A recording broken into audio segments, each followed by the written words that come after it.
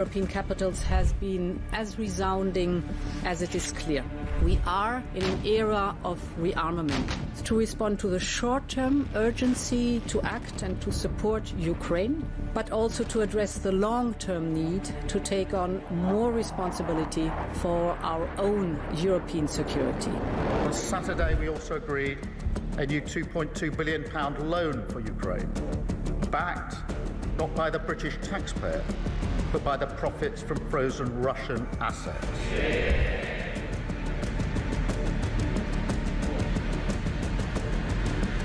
It is my pleasure to bring from His Majesty the King a letter. He sends his best wishes and his regards, of course, but he also asked me to bear this letter and bring it to you. So can I present the letter from the King to you? Thank you very much. Am I supposed to read it right now? Yeah, please do. I will do. I've got to tell him what your reaction is, so I need to know. He is a great gentleman. A great, great gentleman. He said he thinks the war's going to go on for a long time, and he better not be right. Well, I just think he should be more appreciative, because this country has stuck with them through thick and thin. We've given them much more than Europe, and Europe should have given more than us, because as you know, that's right there, that's the border. What kind of diplomacy, JD, you are speaking about? What do you mean? I'm talking about the kind of diplomacy that's going to end the destruction of your country. Yes, but if you are not Mr. President, with respect, I think it's disrespectful for you to come into the Oval Office and try to litigate this in front of the American media. You're gambling with the lives of millions of people. You're gambling with World War III. You're gambling with World War III.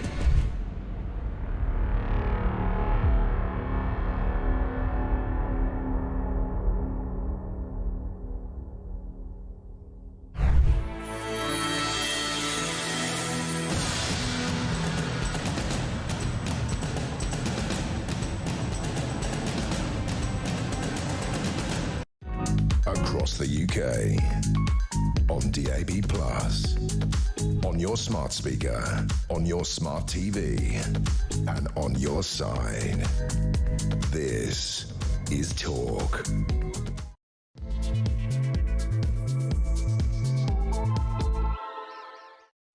A very, very good morning to you. Welcome to the show. Well, that was very interesting conversation there with Charlie Mullins, wasn't it? Love to hear your thoughts on all of that. Just not paying the national insurance extra for employers. Is that an option?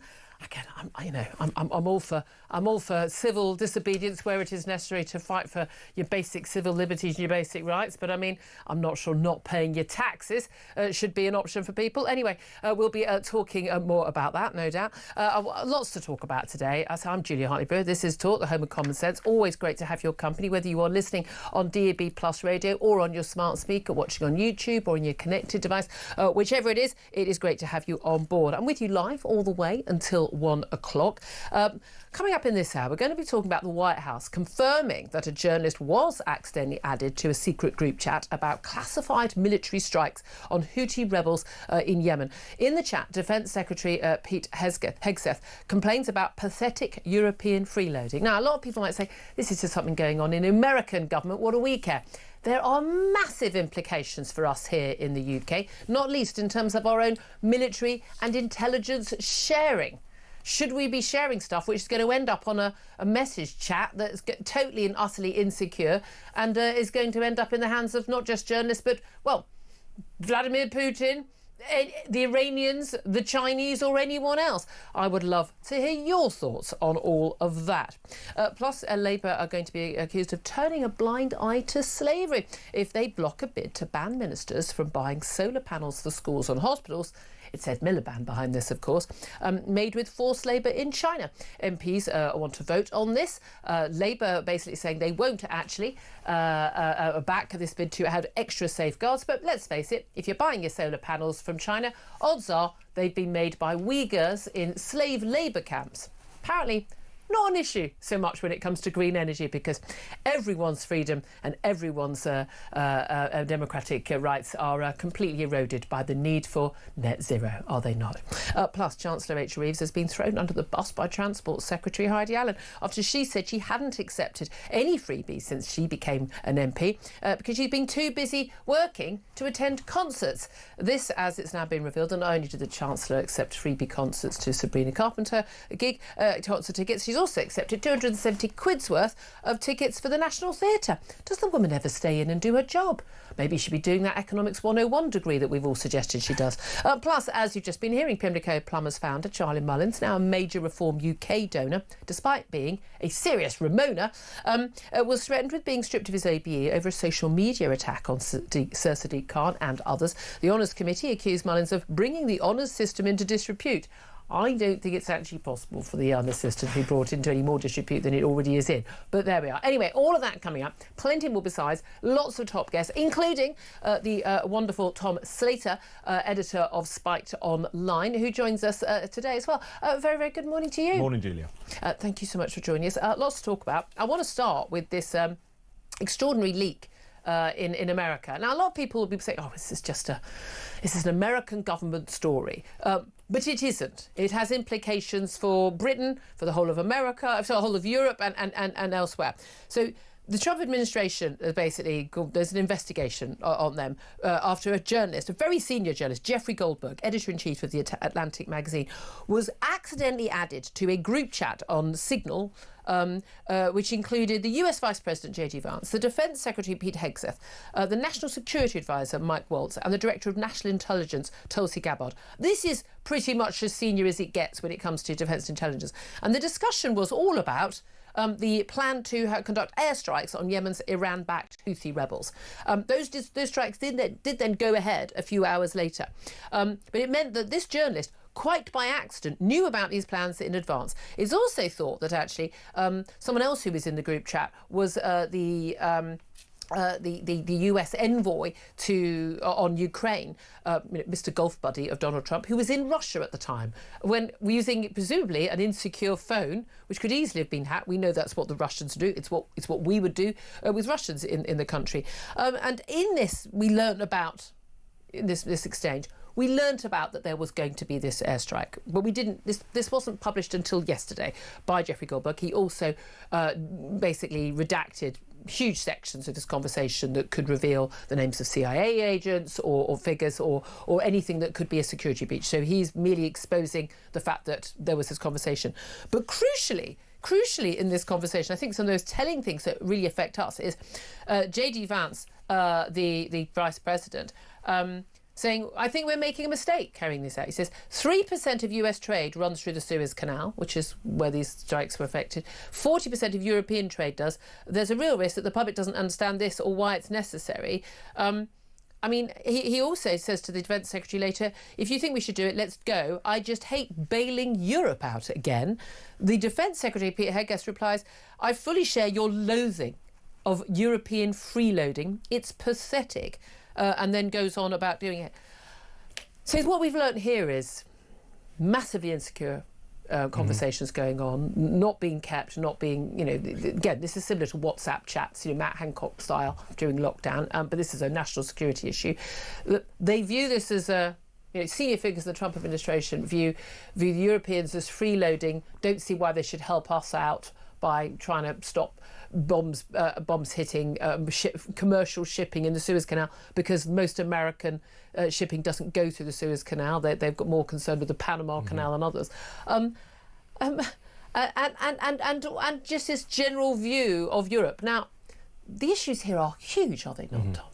Absolutely. This story is extraordinary. How it came about is extraordinary. The fact that this gentleman, Jeffrey Goldberg, who's the sort of editor-in-chief of the Atlantic magazine, very liberal magazine, opposed to pretty much everything that the Trump administration is doing on national security and foreign affairs. It would be like you accidentally being added to like the number 10 WhatsApp group. Like this is so it was so. You know what? I wouldn't want to see it.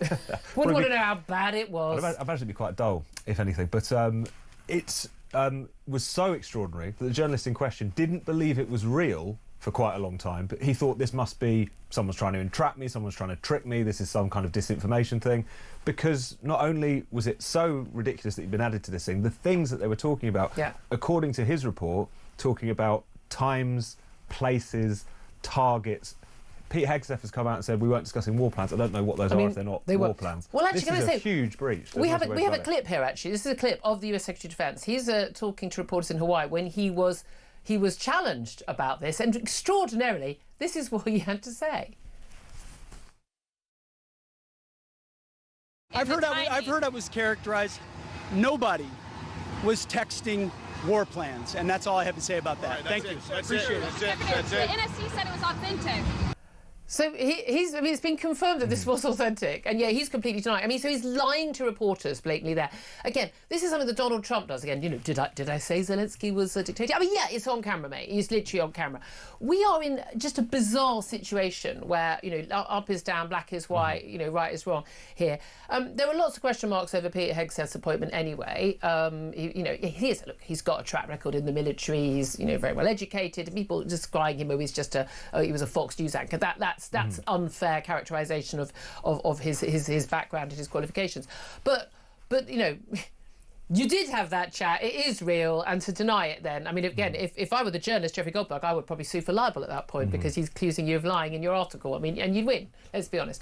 But the issues here is what they're saying publicly in the White House about, hey, you know, Europe, you need to pay your way, and you know, this is not just it's not performative. Yeah. This is what they really think, and that's not a bad thing. But loathing, say, European freeloading. The reason why the Americans would be bombing the Houthi rebels in Yemen is because they are bombing commercial shipping, and America basically rules the seas around the world, and part of their power is because they can control where any ship goes and what it does and who is on that ship. That is literally, that's naval power that we had in the 19th century, and it's the naval power that the US has now. It is actually a key bedrock of their power as a military force and as an economic force as well, given that pretty much every single thing we buy and sell moves by shipping, not by plane. So it is just a mischaracterization situation. But my biggest worry about this is, should we be sharing a lot of our intel with Donald Trump? There have already been concerns about what Donald Trump would say to Vladimir Putin, because he literally just has no filter, has no understanding of what he can and can't say. And we know that people at senior levels, even other party leaders here in the UK, they get given briefings in advance of military strikes, get given security briefings where they are, you know, you have to sign the Official Secrets Act. You breach that, you're in prison. End of. You're in prison. You are not allowed to say that stuff out loud. That is part of how we keep our country secure. The big concern here is these are the senior people who are in charge of not just keeping America safe, keeping the world safe. Yeah, what they do dealing with Ukraine, Russia, with Middle East is vital for our safety and the world's safety. These people are playing at this stuff. This is an insecure messaging system. Signal is not completely secure. The fact that someone was added and no one noticed who this guy was, a supposedly very small level of people, high level but small group of people, suggests that, you know, it's just that our information that goes to America is no longer secure. Should we be limiting our intelligence, especially our military intelligence sharing with America? Well, one would hope bombs dropping and all these kinds of things. It's a slightly cruder version, but, you know, you could talk about Hillary Clinton's private email server. There's different things that we could talk about. Well, she actually did say, well, you know, what the hell is this, didn't she? Yeah. Are you kidding, she wrote, given that Donald Trump thought she should be locked up for using a private email server. Absolutely, but that doesn't mean that we shouldn't take this seriously. Yeah. And I think there are questions to be asked about some of the people in the administration who, you know, Pete Hegseth might have this background more in the military and at Harvard and so on, but he was basically selected on the basis that Trump liked the cut of his jib when he was on cable news. Is that the best qualification for running the defence of the preeminent superpower in the world? Probably not. There's a bit of a personnel and a personnel problem with a lot of kind of populist movements. The message might be right in connecting with people, but you do need people who are colourful and can sell the policies that you're doing, but you also need competence. You shouldn't fetishise competence, but it is a kind of important part. It is. It should be. It's necessary but not sufficient. Yeah. I want to hear from you. Should Britain limit military intelligence sharing with the US after Trump's cabinet leaked a group chat about classified military strikes to a journalist? I want to know, do you think this is not a big deal? Do you think there is a real concern here in terms of what it betrays about what top people in Trump's administration think about Europe? And again, they're not talking about the EU, they're talking about us as well. talking about us as well. By the way, you know, we did send our men and women to die on the front line in Afghanistan and Iraq for you know, the Americans. I mean, small point, worth making. I'd love to hear from you. Give us a call, 0344 499 1000. Text the word talk in your message to 87222. You can also send us a message on X at talkTV. Calls are charged at the national rate. Text costs £1, standard network rate message. But I'd also love to hear from you on anything else we're talking about as well, including the spring statement. That's coming up tomorrow. It does feel like British politics is kind of in a holding pattern. We're kind of waiting to land at Heathrow while there's a power outage right now, aren't we? Before we actually get the actual information. It's not a budget. We're not. A lot of people say that we're going to be tax rises. There can't really be tax rises. It's not a budget. You can't announce tax rises in March ahead of, you know, April the 6th of the new tax year. That's not how it works. But the impact of the tax rises announced last October already. We're seeing, you know, people's concern, you know, businesses like Charlie Mullins, you know, who stayed at Pimlico Plumbers and now at WeFix, genuinely that concern about, you know, the huge extra cost per employee of that national insurance rise, plus the minimum wage rise as well, plus all the other taxes going up. But basically everything's going to come down to Rachel Reeves fiddling the figures for her fiscal headroom. 9.9 billion she has. The idea that, you know, that extra difference to 10 billion is, you know, it's not just money down the back of the sofa for them. But they're talking about, you know, a surprise announcement of £2 billion to build 18,000 new social and affordable homes. This is something that's just been brought forward from the spending review in June. There's this talk that she has actually got more room, more headroom than was thought, because part of, you know, this whole, like, we're going to cut international development spending, foreign aid, but we're going to spend more on defence. Some of that money on defence, like 2 billion of it, so that can be counted as capital spending, not day-to-day spending, so it doesn't go onto the books. This is just playing around with the numbers. How much you've got coming in and how much you need to spend going out and how much you've got optional to spend going out is what she's going to be dealing with. We know the people who are going to be most unhappy are going to be Labour backbenchers, though. No, absolutely. I mean, there's going to be a couple of departments which will be ring-fenced as they usually are. Obviously, there's not going to be major swinging cuts or trims at defence or the health budget or what have you, but everywhere else is going to feel this. And it's one of those things where we all know that the British state is very dysfunctional and inefficient, but at the same time, without a kind of plan to actually sort that problem out, cuts or at least not allowing for the budgets to grow in line with what they would usually grow with is really going to be felt. You think about justice, you think how much the courts have ground to a halt, it's going to be a really bleak picture for them, and it's going to really bring them into conflict, not just with backbenchers but with the cabinet, basically, who are all going to be asked to find savings, who will already have been asked to find those savings and yet are already presiding over departments and services which are creaking. But also everyone's costs have gone up. So, you know, schools, hospitals, everyone, their costs have gone up because of the minimum wage, because of these increases to national insurance for employers. I did find it extraordinary last week, this big fuss about whether or not, you know, hospices should not have to be paying the national minimum, their national insurance increase.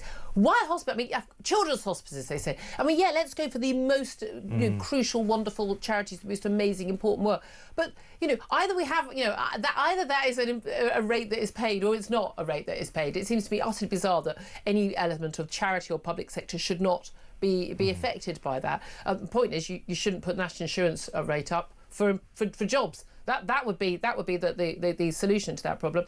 Something else I find fascinating today is Labour has been accused of turning a blind eye to slavery. This over a bid by peers in the House of Lords. They pushed this amendment through, and it's going to go through the Commons. They're trying to put an amendment through on government plans to spend. This is the Great British Energy Bill. By the way, Great British Energy still doesn't do anything, still doesn't even do, there's nothing, it doesn't actually do anything yet. We're just paying a fortune for it, but it's going through Parliament. But as part of this, the Energy Secretary, Ed Miliband, wants to spend £180 million on a project to put solar panels on schools and hospitals. Deep sighs, everybody, but, you know, we'll play along with this. However, most solar panels in the world, and certainly the ones we get here in this country, are made in China. And the largest producer of solar panels in China is the province where the Uyghur people live. These are the Chinese Muslim people who are treated basically as second-class, well, fifth-class citizens in China. Many are basically forced to work for slave labour terms in slave labour camps. They have no freedoms, no whatsoever. They are working effectively for free, just for their, you know, room and board. as if they were slaves. The people on the left who were terribly concerned about slavery from 200 or 300 years ago, remarkably unbothered about it happening in the here and now when it comes to making their right-on virtue-signalling goods like solar panels. And it looks like the government is going to urge MPs to vote against this move, which is simply going to tighten up the restrictions and basically make it impossible for you to buy something that could be made by slave labour. It's really interesting how easily these values and virtue signalling are brought out, isn't it? No, absolutely. The two just completely collide with one another on this issue. Because when Rachel Reeves or Ed Miliband talk about, we need to partner with China for the net zero transition, this is what they're talking about. They're talking about getting solar panels from Xinjiang, where people, as you say, are working under close to kind of forced labour conditions. And that's what they mean. And it's fascinating that they can't recognise the clear kind of ethical conflict that's going on here. So obsessed are they with net zero that they will happily go down this route, even though, like, you could plaster every roof in this city on solar panels. This is not how you're going to actually produce a stable energy source. Everyone knows it's a lovely sunny day today, isn't it? I mean, not outside. I mean, I'm sure that clouds might be being a problem. It is so painful they're still going down this. I have to say, I don't see Rachel Reeves surviving this Parliament. They're going to let her do all the nasty stuff, and then Keir Starmer's going to go, off you go, and she's not going to have a bunch of people supporting her on the back benches, so she's not a risk to him. I don't see Ed Miliband surviving either, because, as we know, and we've been saying long before we had the problems with what's going on in terms of Ukraine and Trump's election and defence spending, all of that, long before that, and the more economic difficulties we're in right now, long before that, we know you can either have growth, you can either have a strong economy and industrialisation, or you can have net zero. You cannot have both. Full stop, end of, nothing to discuss. And even Radio 4 have started, and we're done an interview with Ed Miliband last week, even they've started realising the numbers don't add up. Do you think Ed Miliband survives the term, or even the year? I mean, it would be incredible if he did manage to stand it out. I mean, so far he's managed to just sort of keep to the background. I mean, a lot of his plans and policies, certainly the focus on the green investment has disappeared, and he just has to kind of keep quiet about it. Heathrow expansion, something that he's very passionately been opposed to. He's just had to basically keep quiet about it. So either he just sort of stands there smiling whilst his policies are torn up one by one, or he goes. Yeah. It's going to be one of the two. Do you want the red box that much, Ed Miliband? Come and talk to Auntie Julia about it, Ed. Come and talk to Auntie Julia. We could meet in one of your two kitchens and chat about it at any time. But I won't go in the eco car. Anyway, 10:22 is time. I want to hear from you about any of the topics we're talking about. Later on, we're going to be talking about CBeebies having a gender-neutral raccoon as a character. This is going to break my soul if there's any more of this madness going on. But I do want to hear from you in particular about whether Britain should limit military intelligence sharing with the US after Trump's cabinet leaked a group chat about classified military strikes to a journalist. Love to hear your thoughts on that. 0344 499 1000. Are you surprised by what the JD Vance and Peter Hegseth and others were saying about Europe and about us? I'd love to know whether you're surprised or not. It's what we thought anyway. It's a good thing we know. Give us a call. 0344 499 1000 is the number to call. This is Talk.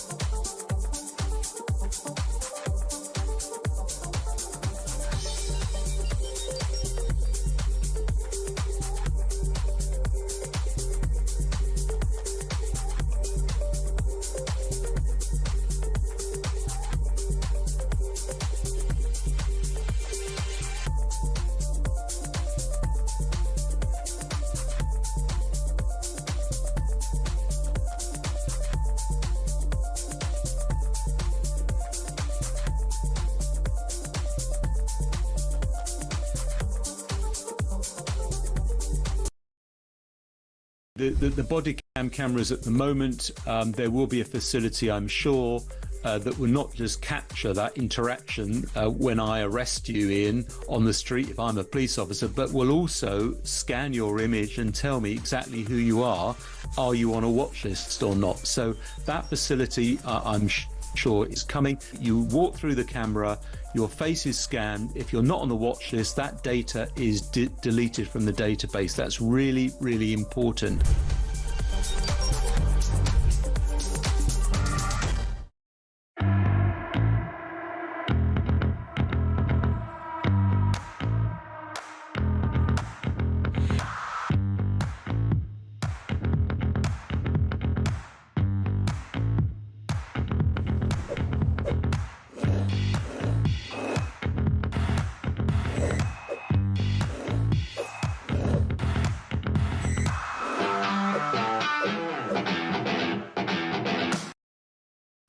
Across the UK, on DAB+, on your smart speaker, on your smart TV, and on your side.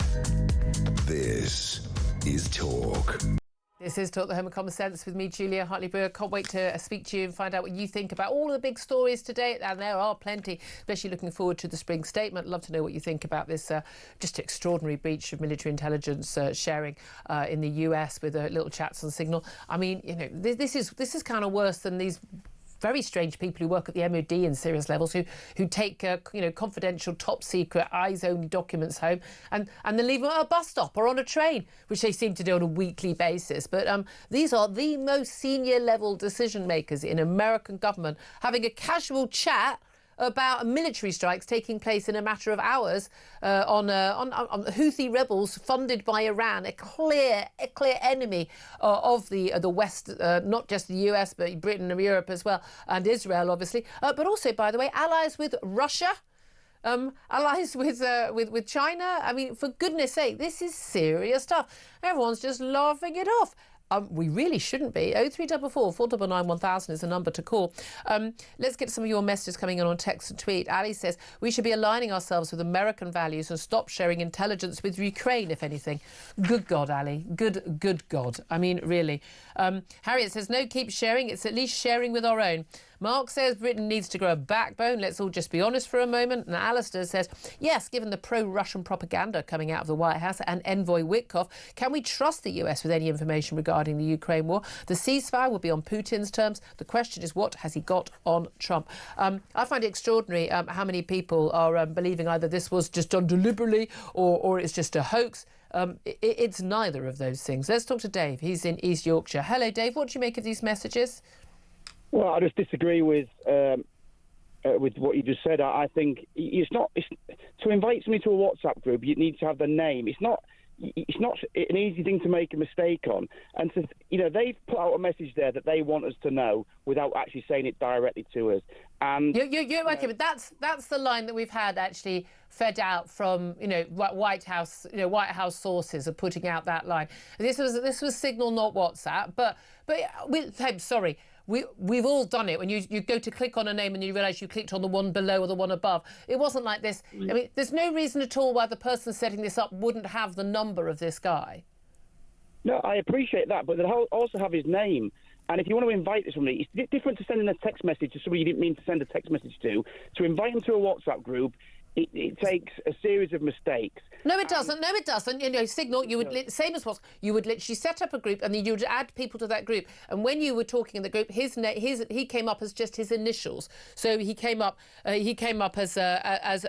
just, what is his last name? JG. So he didn't come up as a particular name, which they wouldn't have spotted, or maybe had a similar name to someone else who was supposed to in the group. It's completely easy for this to have happened. There's no reason to think we know that this did happen. No one other than Pete Hegseth is denying this has actually happened. Okay, so you think they did it? They deliberately leaked a chat, or they have leaked a fake chat, so that this guy was watching it happen, this chat, in real time, and you think they did all of that and put all of these fake names in, yeah? And what was the biggest piece of information that he got that they think that Europe are freeloaders? Basically, this administration don't believe in anything that the European values have stood for over the last 30 years. They believe in securing your own borders, national identity and national sovereignty. Yep. None of that is what... So why would they defend the current Europe? We're not talking about 80 years ago. We're not... and I know we went to war with them and all of these things, but that wasn't with this administration. Yep. And they didn't take... they've not taken anything to war. I get your point about different values. I do get that, and especially the European Union. But they weren't talking about the EU. They were talking about the Europeans. They were including us. By the way, last time I looked, we voted for Brexit. I know Keir Starmer and most of the European Union don't seem to recognise that, but we did. But I get that. Why should they defend us? Because we're their allies and we are democratic allies, and we have defended them and their interests on many occasions, and our men and women have gone to war and have died for them because we are allies. We do actually share the same values. There's a difference between, like, would you want more of a federal state? I mean, by the way, America is a federal state, for goodness sake. That's what the European Union want. I don't quite see what the massive difference is there if people did want to cede their national sovereignty. We didn't want to. Lots of people in Europe don't want to, so it's probably not going to happen more. But I'm still trying to find it. Do you think that they made up this hoax message, this message chat on Signal, or do you think it was genuine and they wanted this guy to see it? Because the key thing is, this guy saw it. The main thing that came out of this was that he had 2 hours' notice of a major military strike. If someone else had been added by accident, or if he was not a loyal American citizen, he could have passed that information on to our enemies, and then American jet fighter pilots and people would have been at risk themselves. That's a massive security breach. At risk from what? From the Houthi rebels? I'm not sure if they've got an air force. No, the people who are... If you don't give people notice that you're carrying out airstrikes, unless, of course, you're Israel and you're trying to save lives in Gaza, which they do. But Americans don't give notice to Houthi rebels. Oh, we're going to come along and bomb you. If they've got... We know they've got missiles. We know they're able to strike many hundreds of miles away from Yemen because they're doing it in the Red Sea and the Suez Canal already. Listen, they've got a message for us, and we've bought it, in my opinion. And until we become aligned with them, we don't expect any favours from this administration. No, I accept that. Well, I think Europe should defend our. I think we should raise our defence. I don't think taxpayers in America should be paying for our defence. We should pay for our own defence. I accept that, but we are nevertheless allies. Defending what? What are we defending? We don't democracy. Care about our national borders. We don't care about democracy. The people. I do. Well, you don't. Well, I appreciate you do, Julia, and I agree with 90% of what you say. But you voted for closing our borders, reduced immigration, and for the last 20 years you'd have wanted that. Same as me, same as everybody else in this country. And what have we got? Exactly the opposite of what we voted for. So that's not democracy to me. Well, there are new parties coming along which are speaking about that, and again, that's the same as what's happening in Europe, and it's the same as what's happening in America with Donald Trump's election. Democracy, you don't necessarily get exactly what you want immediately, and that's why you fight hard for it, and every new generation has to fight again for it. But that doesn't mean we aren't. That doesn't mean we don't have values that are worth defending. I fully appreciate that, but the values that this government stands for, I'm not aligned to. And okay. And as much as my granddad was on Normandy Beach, June the 6th, 1944, yep. I share the same middle name as his name. I couldn't be more proud of him. Yep. But at this moment in time, I'd love to be the 51st state of America. Very interesting.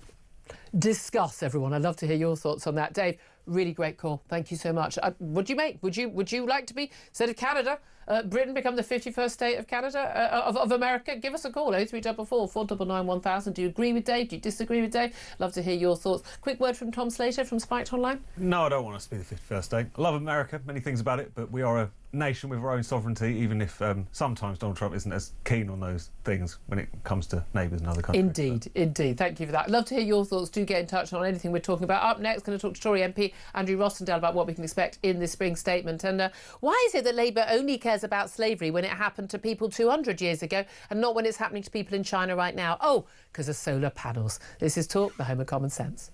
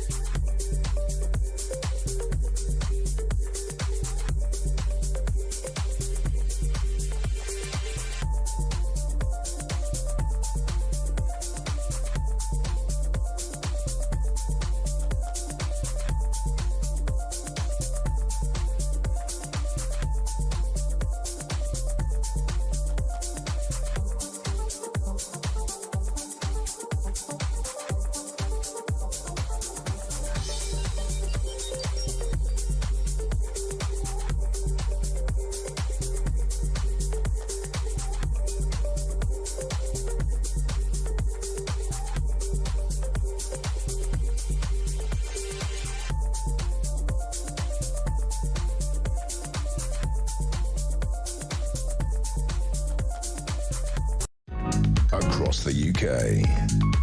On DAB+, on your smart speaker, on your smart TV, and on your side. This is Talk. Good morning, welcome back to the show. 10:37 is the time. Delighted to welcome Andrew Rossendale, Conservative MP, to the studio alongside Tom Slater, still here. Andrew, good morning to you. Good morning, Julia. Thank you for joining us. Just a quick first question. I want to talk about what's going on in this country, but first up, this revelation about basically Trump's cabinet leaking a group chat about classified military strikes on the Houthis to an American journalist 2 hours before those strikes took place. But crucially, not just the intelligence issue there, in terms of should we be sharing our own intelligence with these people, given that they are not being secure with that, but also the revelations that they're loathing of European freeloading and not wanting to help us out by protecting shipping lanes in the Suez Canal. What do you make of that American Trump White House view of us? Well, first of all, I think it's really concerning that under the new administration in Washington, things like this are happening. It's quite frightening because this can lead to huge dangers for all of us. We share intelligence with the United States via Five Eyes, and so the idea that these things can be leaked to journalists and people can be put into groups and get classified information, frankly, is really concerning, and I hope that our government will be raising this with the United States. Are you worried? I mean, I would have thought you'd largely be sympathetic in favour of the Trump administration and all the things they're doing. Oh, I am, there's no Trump derangement syndrome. No, people if you say anything, if you said like, "Oh, I didn't like the colour of his suit," oh, Trump derangement syndrome. But the fact that these senior figures, I mean, J.D. Vance, the Vice President, and the Defence Secretary, Hegseth, both of them talking about loathing. Loathing, that's a strong word. I think they need to be more professional. I think the administration in Washington are doing things. They're shaking things up and they're doing things that the previous Biden administration could never have done. I think they are achieving things, but they need to be more professional. They are leading the world's greatest nation in many ways, a superpower, and they have to handle other countries that they work with, particularly allies, in a more professional way, and they haven't been doing that. So I think they need to sharpen up their act. Do you want us, as Dave, our last caller, suggested, to become the 51st state of the USA? No, but I'm very happy to see America join the Commonwealth. So I think that's not a bad idea, but there's no way we're ever going to become the 51st state, and I don't think Canada wants to become a state of the USA either. No, they've made that rather clear, have they not? Yeah. Let's talk about things at home. Tomorrow we've got the spring statement. Not an emergency budget, spring statement, according to the Chancellor, Rachel Reeves. We're not going to have tax rises, therefore, because it's not a budget and we're just ahead of the next tax year starting in April. But, of course, there's a lot of talk about what spending cuts there need to be.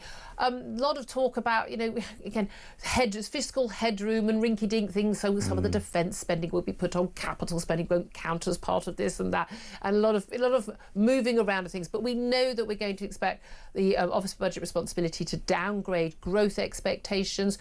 How bad is it, basically? Well, there'll be a lot of smoke and mirrors tomorrow. The fact is they have badly misjudged the economy last year. They are spending money that we simply don't have. They're borrowing us into huge debts. We already had huge debts, but you lot even did greater. that, if Well, you of don't mind course me we saying. did. Well, we did, and that's because we borrowed so much money because of the COVID lockdowns and the pandemic, which I voted against. You did? I didn't agree with them, and I think it was a huge error. But I wasn't in the government. I was a backbencher, so I did vote against those things. Frankly, the people suffer. If governments waste money and spend money and tax people to the hilt, which is what this Labour government's doing, the people who will suffer in the end will be the British people. And that is what this government is doing to them. They're all about ideology, and it doesn't work. Socialist ideas always end in tears, and we're seeing the same thing play out once again. Well, there's a lot of talk from Labour backbench that this is George Osborne-style austerity, because there's no austerity. We are seeing massive increases in spending pretty much in the public sector that talk about some cuts to a number of civil servants, to a number of to the budgets. But, of course, that is a drop in the ocean compared to how much they increased since 2016, post-Brexit and lockdown and the like. If you were in government, if you were actually in government now, what would you be doing? We have to reduce what we're spending. It is unsustainable to carry on spending the way we are spending, and to Where would you cut? believe... Easy to say. I would absolutely cut the public sector. The public sector is overbloated. It's grown enormously since the COVID pandemic. We have civil servants doing things that I think could be reduced. We certainly don't need any more diversity, equalities and inclusion officials in the public sector. We've got far too many of those. But there's a whole range of areas in the public sector that I think a future Conservative government should cut back on. The reality is that we have to live within our means. Now, Mrs Thatcher taught us that in the 1980s. You cannot spend what you don't have. You have to grow the economy. We need that kind of approach to actually get our feet back on the ground again. We're told again and again by Keir Starmer and, of course, his Energy Secretary Ed Miliband that growing the economy is exactly what the Green Energy Plan is all about. There's a bill to set up Great British Energy, again, company that, as far as I can tell, still does nothing but will cost us a fortune. It's not going to create any energy. I think a lot of people thought, oh, it's going to be an energy company. Sounds great, doesn't it? Yeah, Great British Energy. It's going to be an energy company. Brilliant. They won't be fleecing us. No energy coming from that. No energy coming from that at all. A lot of hot air. The plan from the Energy Secretary Ed Miliband is to spend £180 million of your and my money on solar panels for schools and hospitals. Solar panels are pretty much largely in this world made by China. And the biggest area supplying Chinese solar panels is where Uyghur Muslims are kept in slave labour camps and forced to produce these goods. There's a vote in Parliament. The government is going to whip its MPs to vote against this Lord's amendment to the it's coming to the Commons today, meaning that solar panels made with forced labour should not be an option, and they could basically end up being used on the roofs of schools and hospitals in this country. What do you make of that very, very, very strong commitment to tackling slavery, very strong talk about even reparations for slavery for 200 years ago, but seemingly a rather lack of concern for slavery in the modern day that's happening here and now? Well, there's two major points here. First of all, I'm very sceptical of buying anything from China, and I'm really concerned the long-term implications of buying solar panels from China and what that would lead to. But that's another issue. The key point here is that if we buy these solar panels from China, we are effectively funding slave labour. I think it's Xinjiang where this is happening. It's absolutely outrageous. We shouldn't be doing that. The reality is that there is a chance to block purchasing items like this that are produced through slave labour. But basically, you need to be sure that they're not, as opposed to you think they're not, basically. That's kind of what it comes down to. You do, but there is this, at the moment, this vote taking place, and the Labour Party apparently going to remove that amendment, which will open the door for effectively funding slave labour in China. Well, I don't think we should be doing that, and I think Labour should look at themselves in the mirror. I mean, it's supposed to be a party that believes in human rights. Well, if they believe in human rights, then they're not really showing it over this matter, are they? Well, again, I just find the utter obsession with slavery that was ended by Britain a couple of hundred years ago, but not really caring about it now. Where are you on Freebie Gate? We've had all the free glasses, free suits, free tickets to watch Arsenal for Keir Starmer, free clothing for other people, including Rachel Reeves, the Chancellor, as well. She has also admitted to taking £600 tickets to see Sabrina Carpenter in a box. She claimed it was a security issue.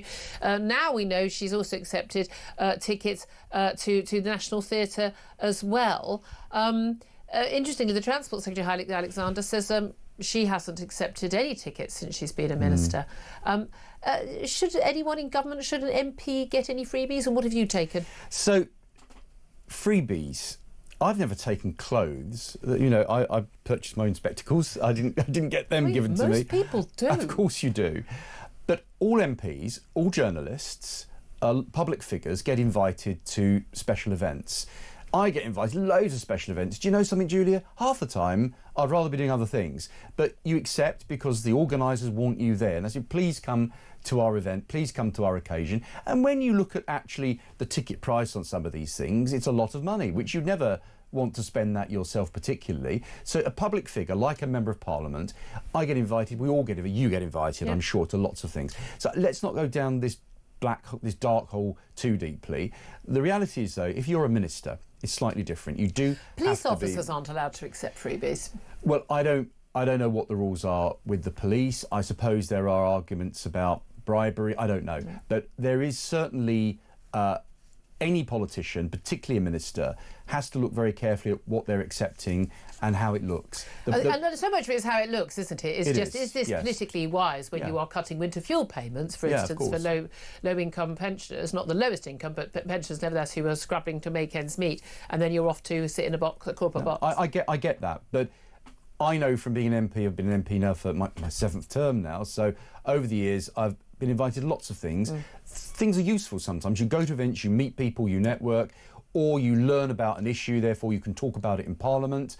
But the headline cost of these things, you and I both know, the real cost of these things are nothing really. It's just a seat somewhere and you're watching a show or watching an event. The question is why those people want to invite you. Now, I'm not in a position, I don't have any power to make decisions over their business or their tax or anything like that. Rachel Reeves does, doesn't she? Everyone wants a celebrity, everyone wants a top politician to be there to introduce them to people. This is the way the world works. And so I'm a little bit more relaxed about this.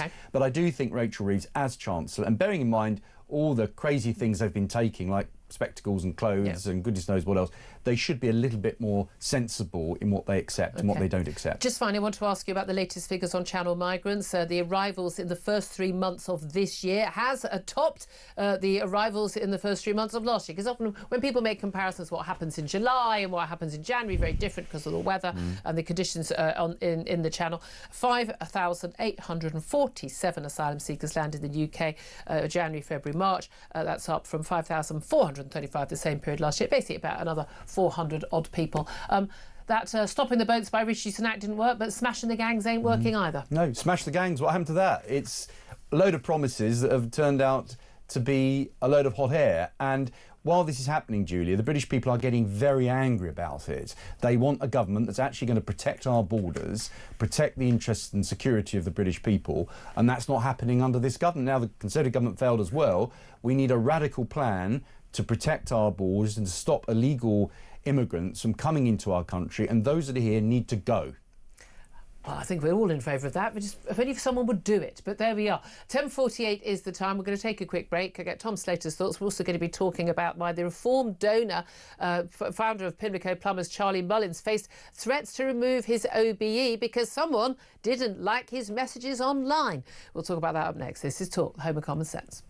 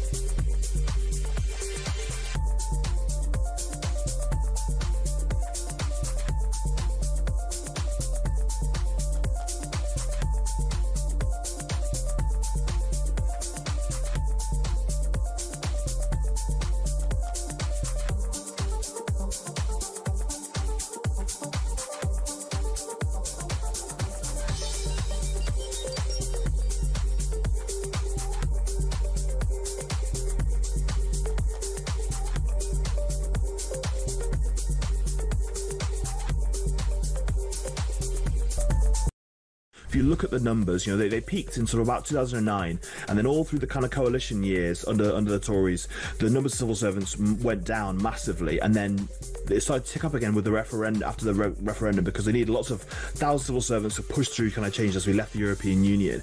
Then that number increased again during the pandemic, when thousands more were hired to kind of help out to deal with things like the vaccine rollout, all this kind of other stuff, and those numbers have been pretty sticky. They haven't come down at all. So I think obviously we're beyond kind of those Brexit transition, we're beyond the pandemic.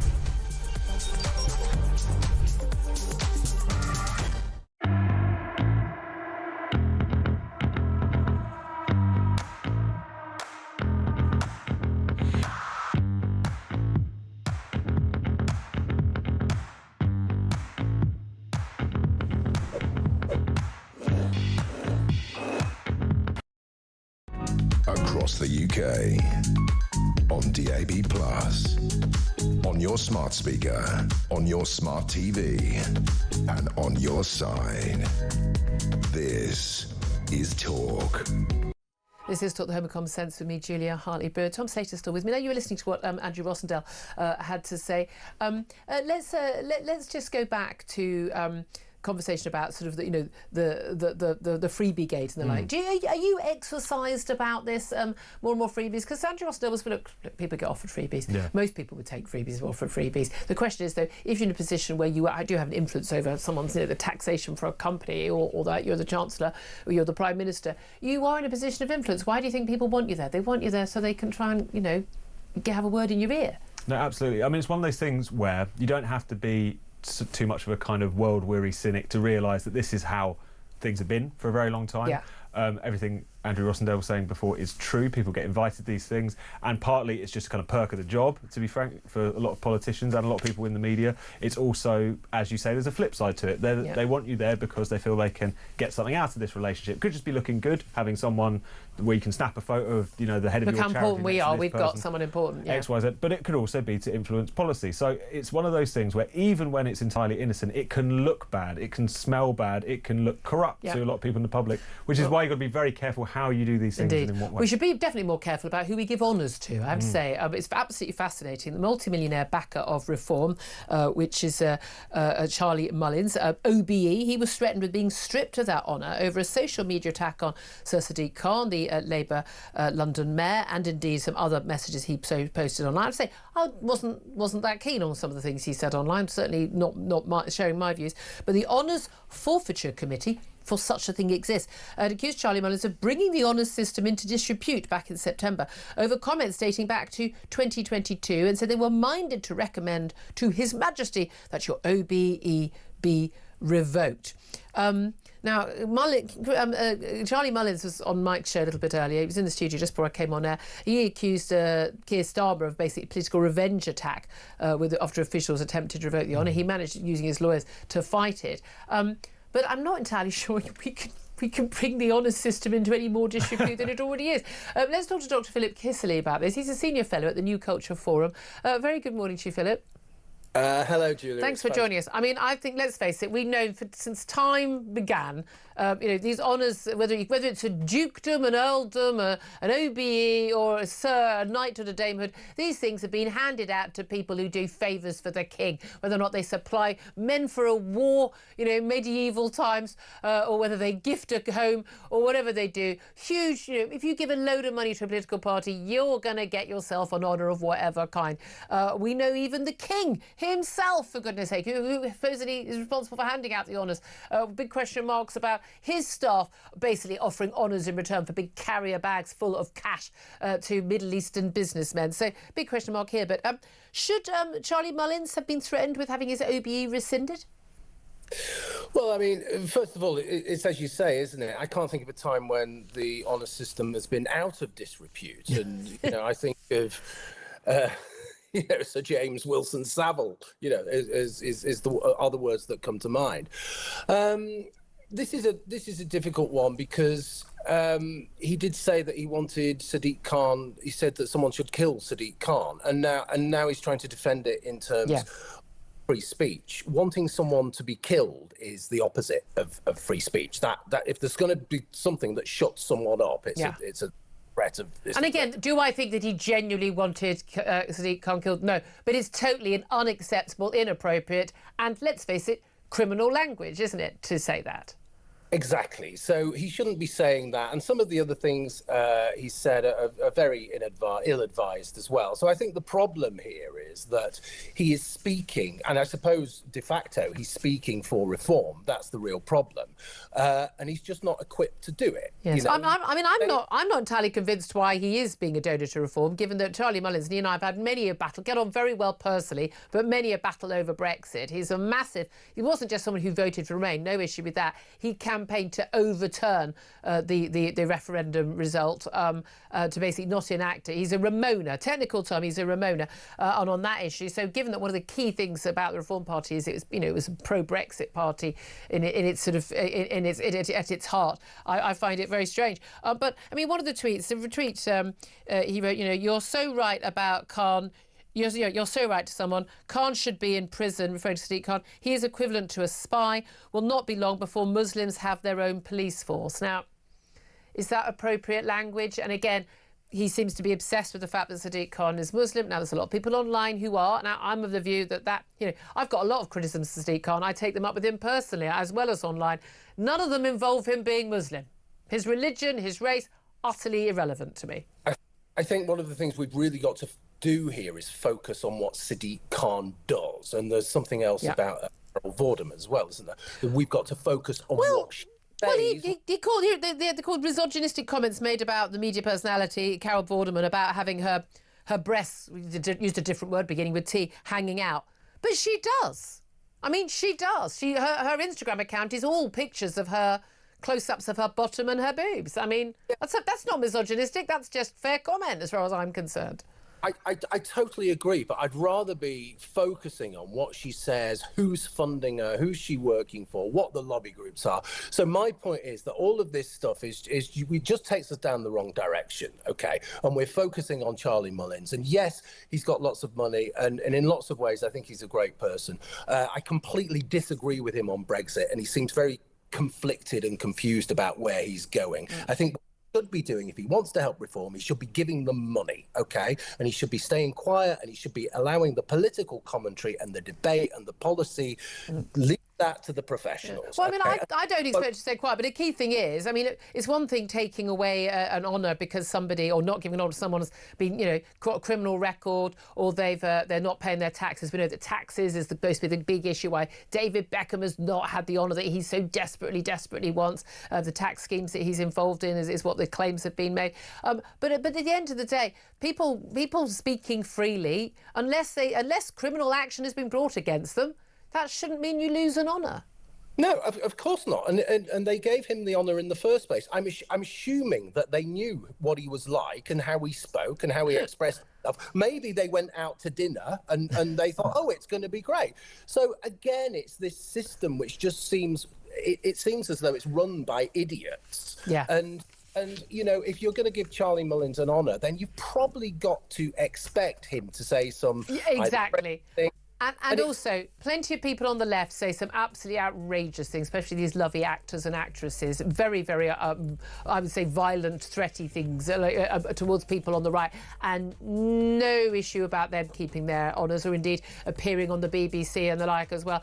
Dr. Philip Kisley, Senior Fellow at the New Culture Forum, thank you very much indeed for joining us. Lots more to talk about. Love to hear your thoughts on all the things we're talking about, including Charlie Mullins. I also want to hear about what you think about this intelligence sharing, whether or not we should risk it with the White House, given they're putting everything in online chats. This is Talk, the home of common sense.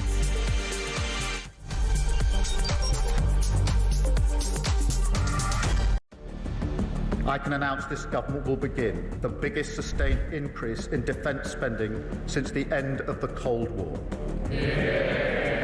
We will deliver our commitment to spend 2.5% of GDP on defence, but we will bring it forward so we reach that level in 2027.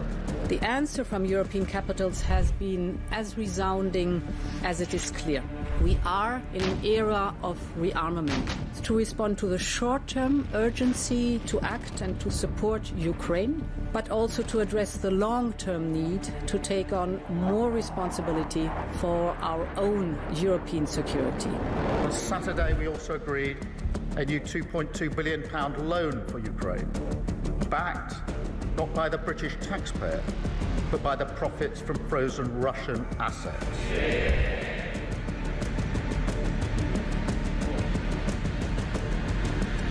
It is my pleasure to bring from His Majesty the King a letter. He sends his best wishes and his regards, of course, but he also asked me to bear this letter and bring it to you. So can I present the letter from the King to you? Thank you very much. Am I Supposed to read it right now? Yeah, please do. I will do. I've got to tell him what your reaction is, so I need to know. I need to know. He is a great gentleman. A great, great gentleman. He said he thinks the war's going to go on for a long time, and he better not be right. Well, I just think he should be more appreciative, because this country has stuck with them through thick and thin. We've given them much more than Europe, and Europe should have given more than us, because as you know, that's right there, that's the border. What kind of diplomacy, JD, you are speaking about? What do you mean? I'm talking about the kind of diplomacy that's going to end the destruction of your country. Yes, but if you are not Mr. President, with respect, I think it's disrespectful for you to come into the Oval Office and try to litigate this in front of the American media. You're gambling with the lives of millions of people. You're gambling with World War III. You're gambling with World War III.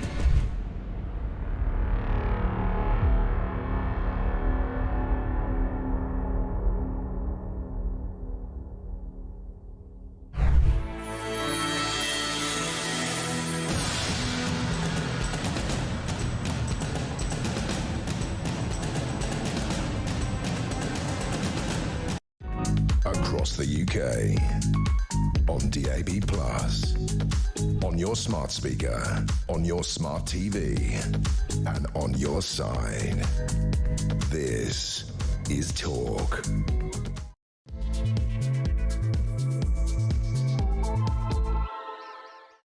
Very good morning. Welcome back to the show. Thank you very much for joining me. This is Talk, the home of common sense. I'm Julia Hartley-Brewer, and whether you're listening on DAB+ radio, on your smart speaker, watching on YouTube, or your connected device, thank you so much for your company. Lots more to talk about in this hour, and I'm with you all the way until 1 o'clock. And coming up, we're going to talk more about the White House. They've confirmed that a journalist was accidentally added to a secret group chat about classified military strikes on Houthi rebels in Yemen. In the chat, Defence Secretary Pete Hegseth complains about pathetic European freeloading. Should we be sharing intelligence with the Americans, given that it might simply end up in a signal chat with any random person? Lucky it was a journalist who kept it quiet until after the airstrikes took place. Lucky that he redacted a lot of the information that could otherwise have been handed to maybe, I don't know, an adversary, an enemy of the state, an enemy of the West. There are quite a lot of them about, including, by the way, the people funding the Houthi rebels, the Iranians. I'd love to hear your thoughts on all of that. Plus, Labour will be turning a blind eye to slavery if it blocks a bid to ban ministers from buying solar panels for schools and hospitals, which very likely have been made with forced labour by Uyghur people in China. MPs are going to have a vote on that today, but the government, even though they virtue signal about caring desperately about slavery, but only when it happened 200 years ago across the Atlantic, but not that bothered about it happening in China, it would appear. Plus, the number of Channel migrants arriving in the UK has set a new record for the first 3 months of the year. About 400 more people came over this year in the first 3 months than last year. Total of 5,847. Bearing in mind, it's still not the heightened months when we see in June, July and August, when we see huge numbers, sometimes even more than 1,000 a day turning up. So another fabulous year ahead of that, guys, to deal with. Smashing the gangs, not working out quite as well as people had hoped. Joining me for all the chat today, I'd like to say, is Tom Slater, editor of Spiked Online. Good morning once again to you. There is a lot to talk about, home and abroad. Also, we're talking about, as we just talked about Charlie Mullins and honours. They're like, are you holding out to get an honour, or do you think you say the wrong thing too often? And I'd be very surprised if I passed their processes or even managed to hold on to it for very long. I don't know why people want honours. This is Charlie Mullins, front page Telegraph today. He was in the studio with Mike Graham a little bit earlier.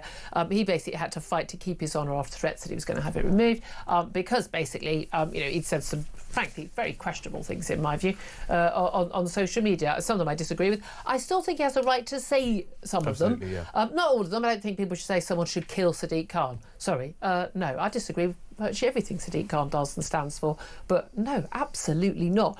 But unless someone has committed a criminal act, people should be allowed to say what they want to say, and then we can judge them how we choose to judge them, surely. No, absolutely. We can hold those two thoughts in our head at the same time. Is that a lot of what he said was really grim, but at the same time, are we going to create a situation where, by any kind of metric, someone's political views, even if they are quite grim in how they express them, should disqualify them for certain positions, certain honours that they've, were awarded but had nothing to do with their politics often? Yeah. It's a precedent that, if we set it, and we kind of already are in the process of setting it, really, aren't we? That effectively will cleanse out anyone who doesn't fit just an increasingly kind of narrow kind of perspective in terms of these. And we know that probably happens with the honour system and many other things already. Who are we kidding? So let's not have more of it. Would you want an honour? I'm amazed by how many people are desperate to get honours. No, I'm with you. I don't get just it. For a few there's no honour in available. it. I mean, you know, and I always think, actually, as much as I love the idea that someone who's been a lollipop lady for 50 years and done a wonderful job gets an honour, that sort of, but it is just, I do think it's patting people on the head in a rather patronising way, because basically, if you had billions and you gave, you know, £1 million to the Tories, Labour, Lib Dems or others, you'd have been on that list, 49 years ago. No. It's so blatant and obvious. I don't think there's any honour in the honours system anymore. No, absolutely, because it is that strange mix, isn't it, of people who have been genuine public servants in their communities, who've put in a lot of work, to, often kind of unsung areas of life. And then there's people who, either because they've become kind of a flash in the pan success, they get one, or because of the fact that, as you say, they've given enough money to a particular political party. It's just if you've made a load of money as a top business person, that's great, everything. But you've kind of had your reward, right? Because you're on your yacht in the Caribbean. That's kind of your reward. Well done, you. People working as top civil servants. Well, yeah, you've had. I don't see why. I mean, basically, if you work at any level in civil service now, you get your knighthood at the end of it. I just think it's rather bizarre. I think it's amazing how many MPs have them as well. Yeah. I don't know why. I think it's inappropriate at best. Like it's just status chasing. You've been around the block a few times. I quite fancy having an. It's just you know what it is. It's just they want to get a good restaurant table. That's what it is. Does help with that. They get upgraded on a plane. I honestly. They make a point of saying OBE after their own name. Things and whatnot. Yeah. Yeah, no, I just think there was someone here the other day, genuinely, and I said, do you lose your title only to book restaurants? Genuinely said that to me off only to book restaurants. That's the whole system summed up. Yeah, exactly. There you are then. Anyway, let's move on. Let's talk about some more important matters. National security. A US journalist, he is a very senior journalist, the editor-in-chief of The Atlantic magazine, Jeffrey Goldberg, poo-pooed by Donald Trump, knew nothing about this, never heard of this guy. We have these phrases often, so-called journalists. He's a journalist, OK, Jeffrey Goldberg. And he basically gets added in, by accident, it would appear, to a Signal, a social media group, secret chat with the highest level of the US administration, involving the Defence Secretary, the US Vice President, the National Security Advisor, Mike Waltz, the Director of National Intelligence, Tulsi Gabbard. And it's, extraordinarily, he's written an article saying the Trump administration accidentally texted me its war plans. He was sent this chat, he was included in it, and it was discussing conducting airstrikes on Yemen's Iran-backed Houthis. Airstrikes that did then go ahead a few hours later. They killed, on 15th March, 53 people in Yemen in retaliation for strikes on ships in the Red Sea and in the Suez. Now, what the extraordinary thing about this is, A, that accidentally a journalist was included, B, what was said in that chat. And what it revealed to us was absolute, contempt with which J.D. Vance, the US Vice President, and the Defence Secretary Pete Hegseth have for Europe. And one of the things J.D. Vance says to Pete Hegseth, if you think we should do it, let's go. I just hate bailing Europe out again, as if they're doing Europe a favour, because the argument being, basically barely any US trade runs through the Suez Canal, but 40% of European trade runs. So basically they were saying, we'll find out a way of making the Europeans pay for this. But the Defence Secretary replies, I fully share your loathing of European freelading. It's pathetic. Now, so the interesting things here is, we have a defence and intelligence security issue here. Should Britain still be sharing vital intelligence with people who are just clearly just having unprotected phone calls that could easily be hacked? Easily hacked. Everyone's pretending Signal's so safe. No, it's not. And especially if people are putting the wrong people in. But also revealing behind the scenes what senior figures in the Trump administration actually think of Europe. And when they talk about Europe, they don't just mean the EU, they mean us too. How concerned are you, Tom? Well, of course it should be a concern. I mean, any breach like this is on such a spectacular scale is something that could really have put people's lives in danger. I mean, it seems like this journalist was added to the group entirely accidentally. Yeah. It might not have been the only person who was accidentally added to this particular group. And it's worth stressing, because people might not recognise the names, but Jeffrey Goldberg, from The Atlantic magazine, it would be like Owen Jones finding himself in the Reform UK WhatsApp group or something like that. Like, he's so diametrically opposed to everything that they're doing. If they could let him in, they could let anyone in, a Houthi rebel or something. It's such an incredible...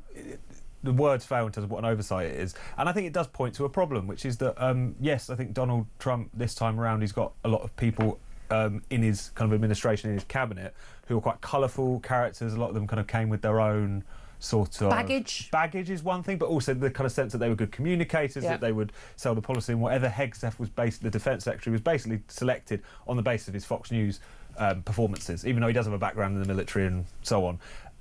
But at the same time, you do need people who are savvy, who are competent, who aren't going to have these kinds of chats where they were talking about actual American operations, you know, when attacks are going to happen, where they're going to happen, who they're going to be targeting. This journalist, first of all, he did think it might be a hoax, and then he watched it play out in real time, and then he realised it was genuine. But he was very responsible in terms of how he has published this after the fact, redacting crucial information. He was more careful about American security than the people in charge of American security were. Absolutely, and this could potentially put American servicemen and women at risk if you're this kind of loose-lipped or this not unsafe in how you're sharing material. And I think it does point to a problem. You see this with a lot of populist parties who are really connecting with the public because they're saying things that the public haven't heard said by politicians for a very long time. They're actually pledging to do the things the public want. Isn't that such a crazy, radical idea that we've seen these days? But there is a bit of a personnel problem. It is true to say that some of the people who've been elevated via this don't really know what they're doing, and it doesn't help the populist forces, the populist parties, the populist leaders when you just can have one scandal like this after another, because it does matter and it will start to grow. Or you can just deny it. And let's play a little clip of the Secretary of Defence, Peter Hegseth. He was speaking to reporters in Hawaii when this story broke. Here's what he had to say. I've heard I was characterized. Nobody was texting war plans, and that's all I have to say about that. Thank you. Appreciate it. The NSC said it was authentic. I mean, it's been confirmed that it was authentic, but he's saying it didn't happen. But it did happen. It's in black and white. I mean, I'm not sure that is going to fly. I'd love to hear from you.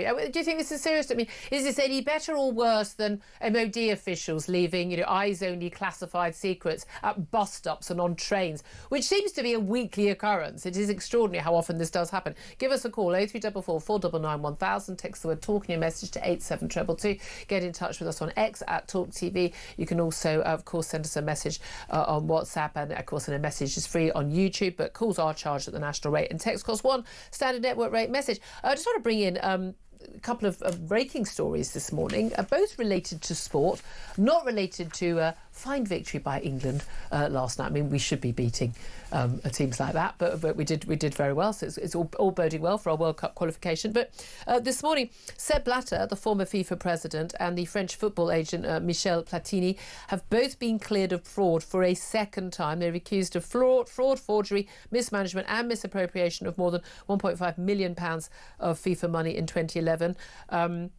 There was a first acquittal in July 2022, and that was challenged by the Swiss authorities. Once again, they have been cleared again and are free. But there have been long time allegations of high-level fraud at FIFA, not least in relation to which countries are chosen to host these major tournaments. I mean, it seems to me to be just...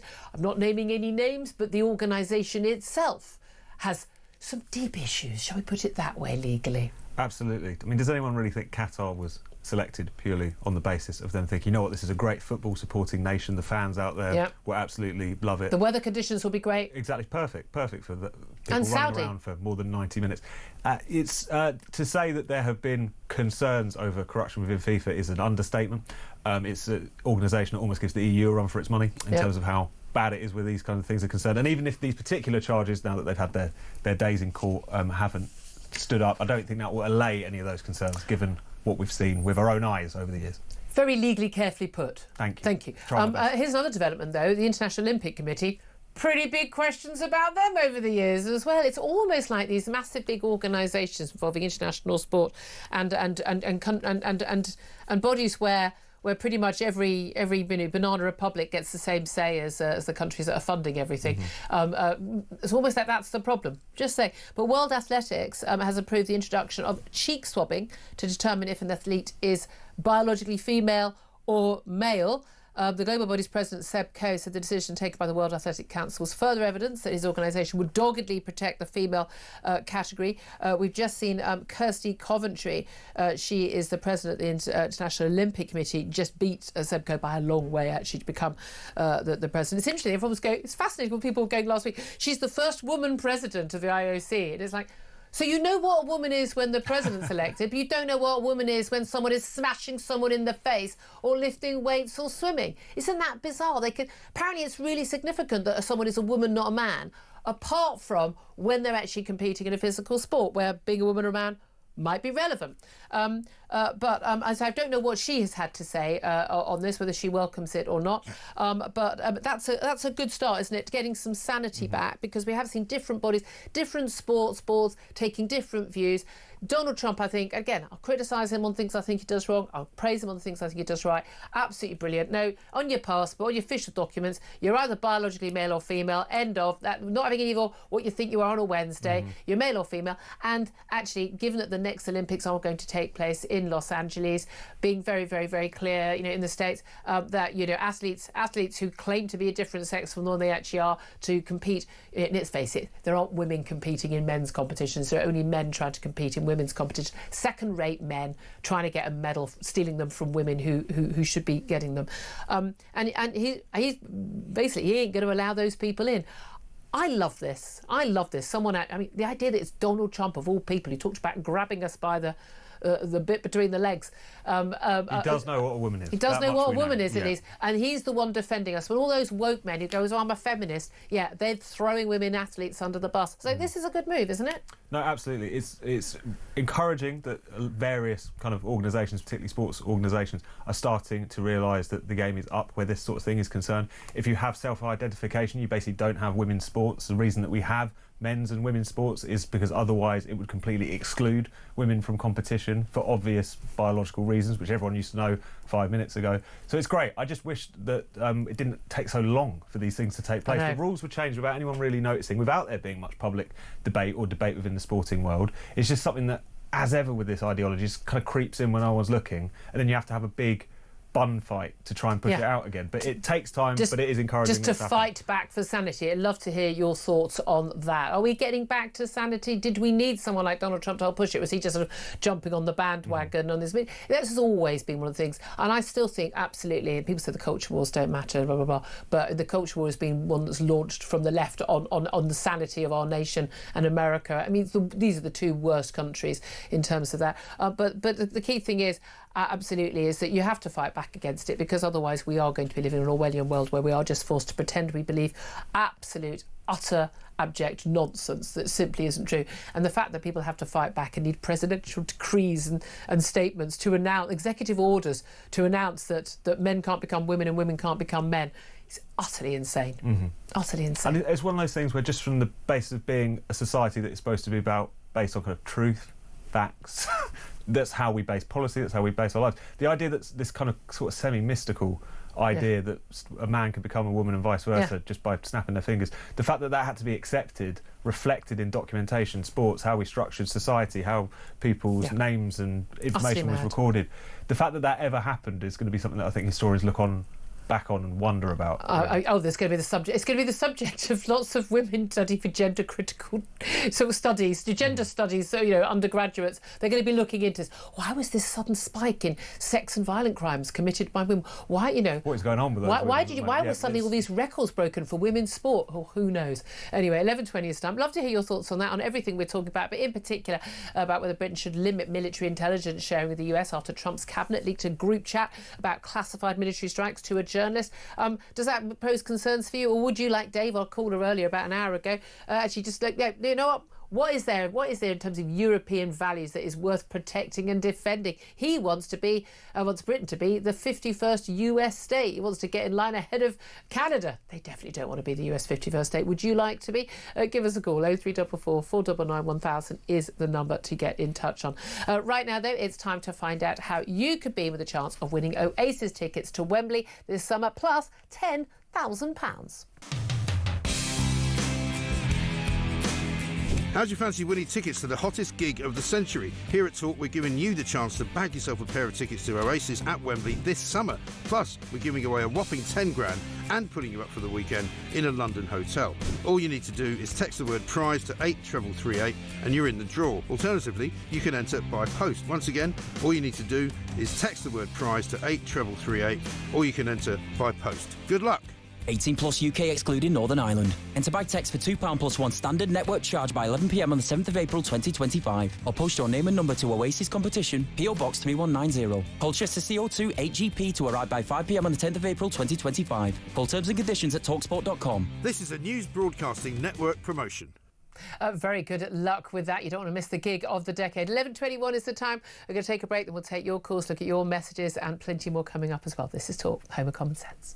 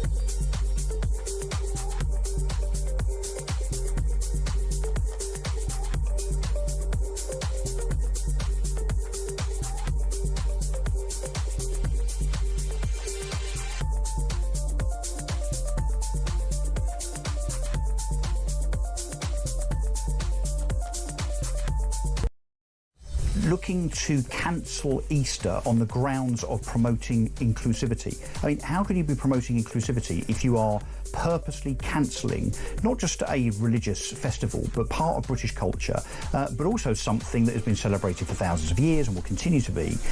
You know, this is part of our fabric. This is part of our very, very makeup. Now, it's part of our legal fabric. Well, as well. Legal, yes, it is. But legal, it is. Cultural, it's not a societal.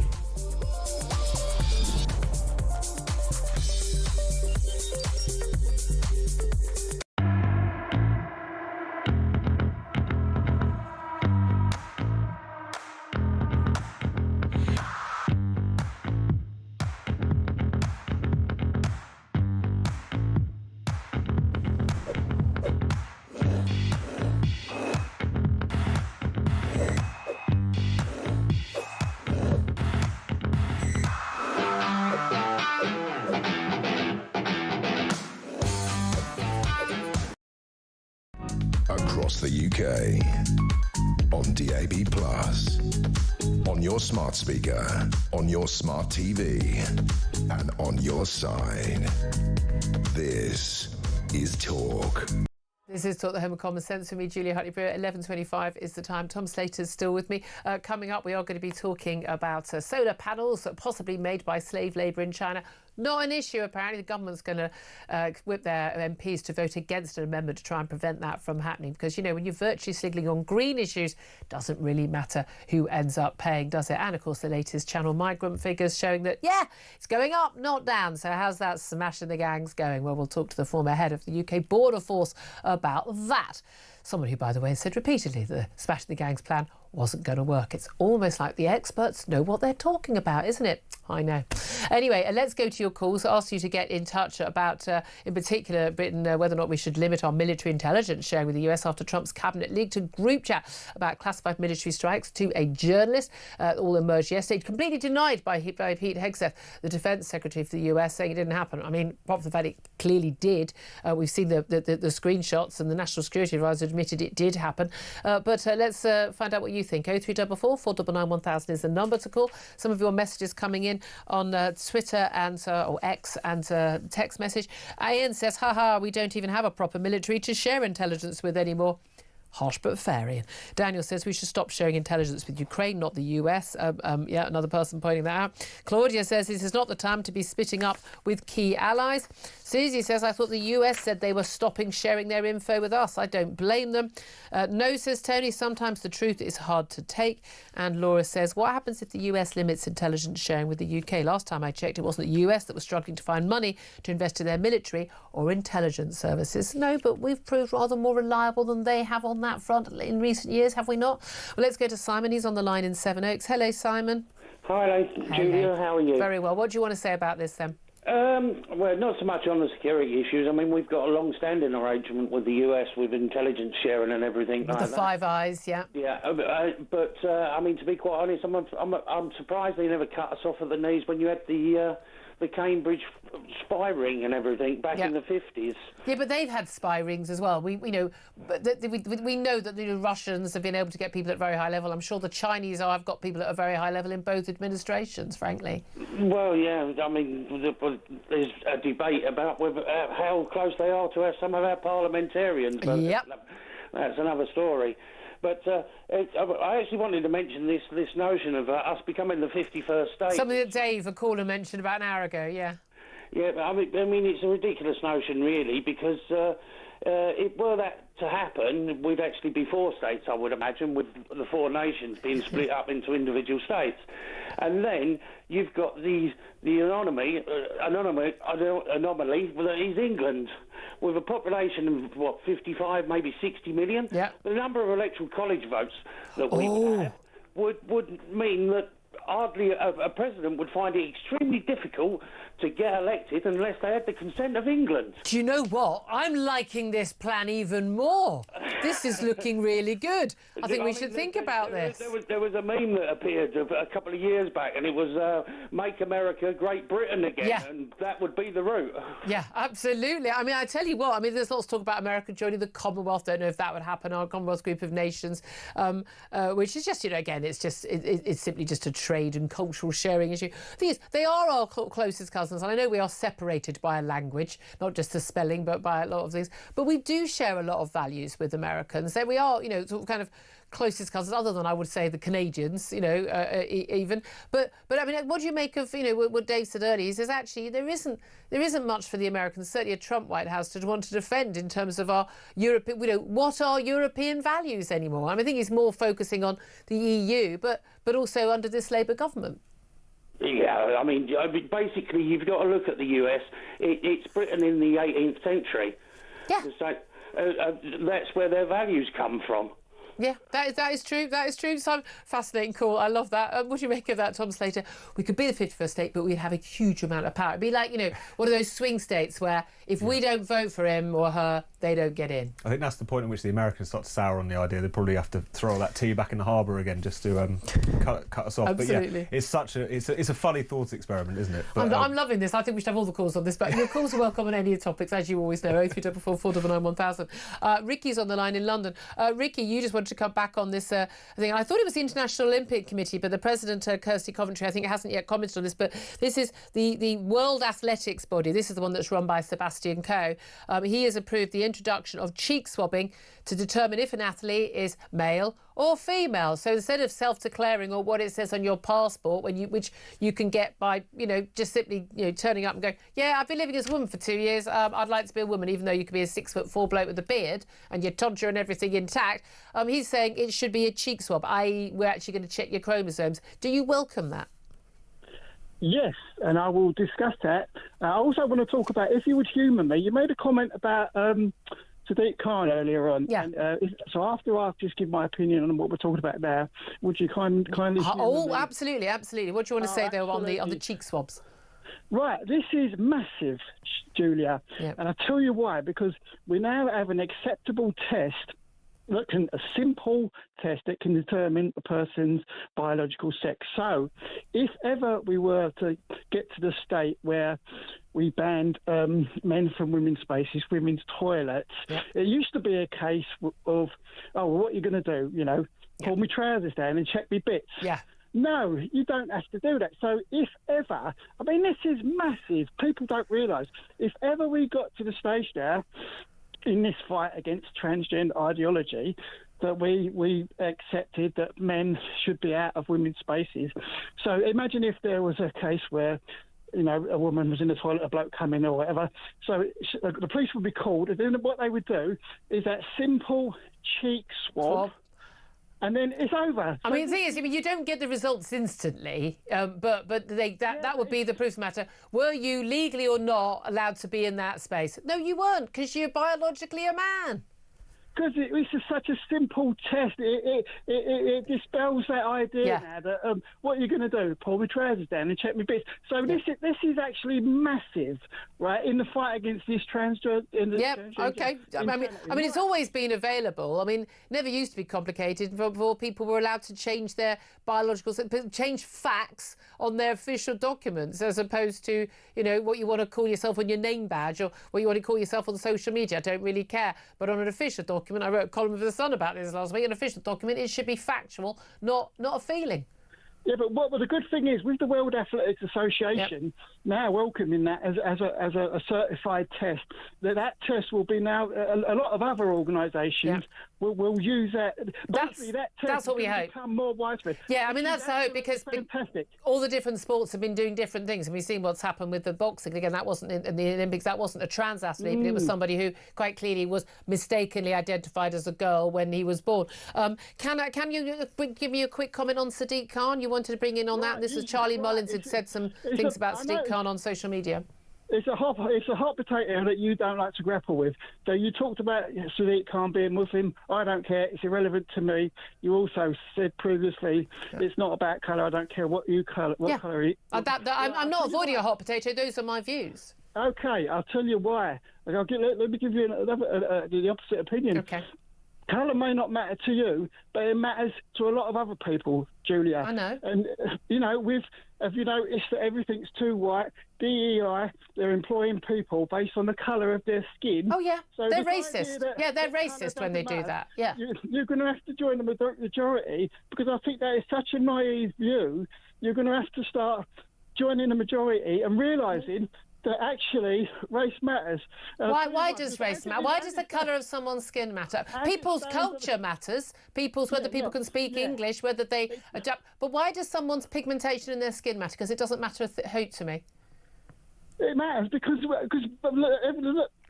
everything that's going on in the country at the moment is based on the colour of our skin. No, the anti-racism matters. So it's a problem for people that are not. Yes, that's anti-white. That's anti-white racism, and I absolutely think that is a big issue, and it's something we talk about a lot on the show. But I grew up in a world where we would say, the colour didn't matter; it was irrelevant. Martin Luther King, you judge people on the content of their character, what they say and what they do, not based on their skin colour.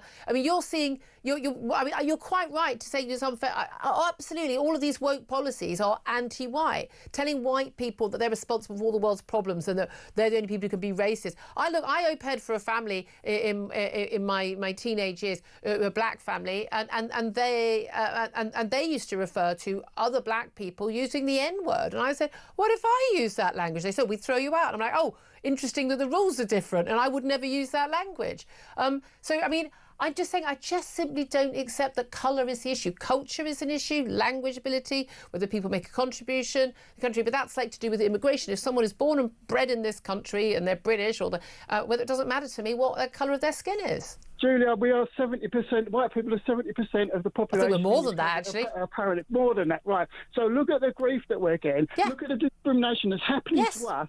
I accept that. Majority. So what do you think is going to happen when we're only 50%? Equality, Julia, let me remind you, we all look for equality, but when they get equality, they won't stop there. When you say they, again, look, I think there are extremist, and in particular, extremist Islamist ideologues who are trying to exploit liberal values in this country to push an Islamist agenda. Those people scare the living daylights out of me. I'd want them. I mean, I wouldn't import any more of them, that's for sure. I'd want them gone. That's very, very, very different from... I mean, there's also got your white hand-wringing liberals who are busy basically just criticising British history and culture and our heritage and in favour of another alternative cultures and heritage, which I do not value as much and I don't think we should bring into our country. But that is very different from people's skin colour. No, it isn't. No, it isn't. Julia, breaking news, that is Sadiq Khan. Everybody that sees, that looks at this man's action, his behaviour, he is racist. All he's concerned about is pushing, he's furthering the Muslim agenda. You talk about you don't care that he's Muslim, he's married to London. Imagine what would happen if he become Prime Minister in this country. There's something, honestly, Julia, you're so naive. I'm not remotely naive. I don't think there is a Muslim agenda. There is an Islamist agenda from a minority. It's too big a minority of people in this country, and it's being pushed by the left wings as well. There are massive issues in this country we need to deal with. I don't think, though, because you keep conflating Muslim and skin colour. Those are not the same things, for a start. I'm not being naive. I don't need to have a wake-up call. I know what the threats are to this country, and I don't believe it's to do with skin colour. I really don't. I'm going to have to leave it there because I'm already way over time, so I'm going to have to end this. But I really appreciate you coming on. I want people to be able to have their say. If you agree with Ricky, you disagree with him, do get in touch. 11:37 is the time. This is Talk.